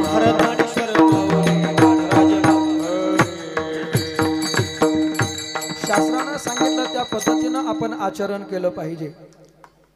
पण जगाच्या पाठीवर एकच शास्त्र आहे, एकम शास्त्र देवकी पुत्र गीत. सर्व शास्त्रांचं सार श्रीमद भगवद्गीतेमध्ये आलंय. उद्या गीता जयंती आहे. उद्या श्रीमद भगवद्गीतेचा जन्म झाला. कर्मप्रधान अर्थ जवळजवळ संतांनी श्रीमद भगवद्गीतेचा केला आणि भगवान परमात्म्यानेही कर्मप्रधानच गीता अर्जुनाला सांगितले की हे अर्जुना, धर्मसम्मत शास्त्रसम्मत कर्म निरपेक्ष निष्काम भावनेनं जर केलं तर त्या कर्मानं भगवत प्राप्ती होऊ शकते. यापेक्षा भगवत प्राप्तीचा माझ्या प्राप्तीचा सोपा मार्ग या जगाच्या पाठीवर दुसरा कोणता नाही. कर्मण्येवाधिकार रस्ते मा फलेषु कदाचन.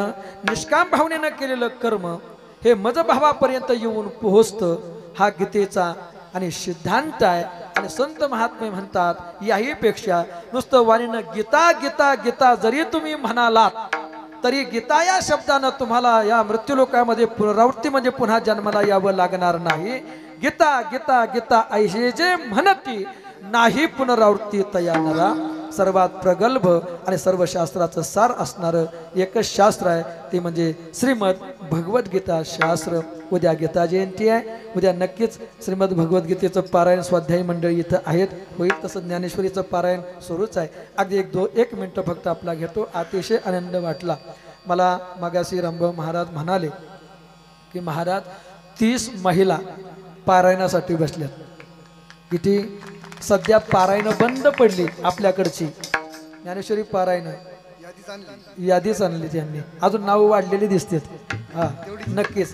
आणि महाराज जे मला म्हणाले ज्याला जेवढं शक्य होईल तेवढं या, ज्याला जेवढे दिवस शक्य होईल तेवढं या. कारण सर्व शास्त्रांचं सार श्रीमद भगवद्गीतेत आहे आणि श्रीमद भगवद्गीतेचं सार ज्ञानेश्वरीमध्ये आहे. सोप्या भाषेत ती समजावून सांगितली. उद्या गीता जयंती आहे. सर्वांनी उद्या तरी पारायणाला याच अशी भावना व्यक्त करतो असतो. जो उपदेश संत महात्म्याने केला त्या शास्त्राचा आणि श्रद्धा ठेवून मार्गक्रमण शास्त्राप्रमाणे आपण केलं पाहिजे. ते सगळ्यात मोठं प्रगल्भ शास्त्र गीता शास्त्र आहे. हा संतांचा उपदेश मी आपल्यापर्यंत पोहोचवण्याचा प्रयत्न केला. पहिल्या चरणाचा विस्तृत भाव, 3 चरणांचा धावता भाव बघितला. शेवेला विराम. पण अभंगाचा गर्भित अर्थ नक्कीच आपल्यापर्यंत पोहोचला असं मानून शेवेला या ठिकाणी विराम देतो. दरवर्षीच्या नियमाप्रमाणे कीर्तनकारांच्या यादीमध्ये मोठमोठे विद्वान कीर्तनकार असून सुद्धा आपलेपणानं आई वडिलांच्या मायेनं जी सेवेची संधी आपण सर्वांनी मला या ठिकाणी उपलब्ध करून दिलीत, मी सर्वांचा त्या ठिकाणी नक्कीच ऋणी आहे. एकल्याचा नो एक खेळ म्हणून मिळविला. आमचे गायक अरुण महाराज असतील, दत्ता महाराज असतील, रंभा महाराज आहेत. बाकीचे परिचित अपरिचित सर्व टाळकरी मंडळी सर्वांचा नामोल्लेख या ठिकाणी करत नाही. आदरणीय बापू समोर बसलेत. अनेक मंडळी आहेत. सर्वच मंडळी परिचयाचे आहेत. प्रत्येकाचं नाव घेत गेलो तर नावं घेण्यामध्ये नक्की काकड आरतीची वेळ होईल म्हणून नावं घेत नाही. दोन्ही मृदंगाचार्य जे मृदंग विश्वातला कोहिनूर म्हणून मी ज्याचं नाव नेहमी आदरानं घेत असतो, आपल्या परिसराचं वैभव मृदंग महामेरू मृदंग महर्षी असं म्हणलं तर वावगं ठरू नये, ते ओंकार महाराज घेगडे. त्याचबरोबर त्यांचाच असणारा पट्ट शिष्य वेदांत महाराज घावटे या ठिकाणी दोघांना यशस्वी धन्यवाद. विनेकरी नाना आणि कार्यक्रमात बदल आणि त्या बदलाला आपण दिलेला प्रतिसाद, एवढ्या मोठ्या संख्येनं आपण उपस्थित राहिलात. दुसऱ्या दिवशी एवढी मोठी लोकसंख्या आहे तर काल्याच्या कीर्तनापर्यंत लोक नक्कीच मंदिरापर्यंत जातील अशी अपेक्षा करतो. नक्कीच श्रोत्यामध्ये वाढ झाली. निर्णयाला तुम्ही प्रतिसाद दिला, तुम्हाला शतश धन्यवाद. सरते शेवटी जाता जाता या नारदाच्या गादीवरून आपणा सर्वांना श्री साष्टांग दंडवत झालेली सेवा आपणा सर्वांच्या चरणी समर्पित, भगवान परमात्म्याच्या चरणारंदी समर्पित आणि सेवेला या ठिकाणी विठ्ठल जय जय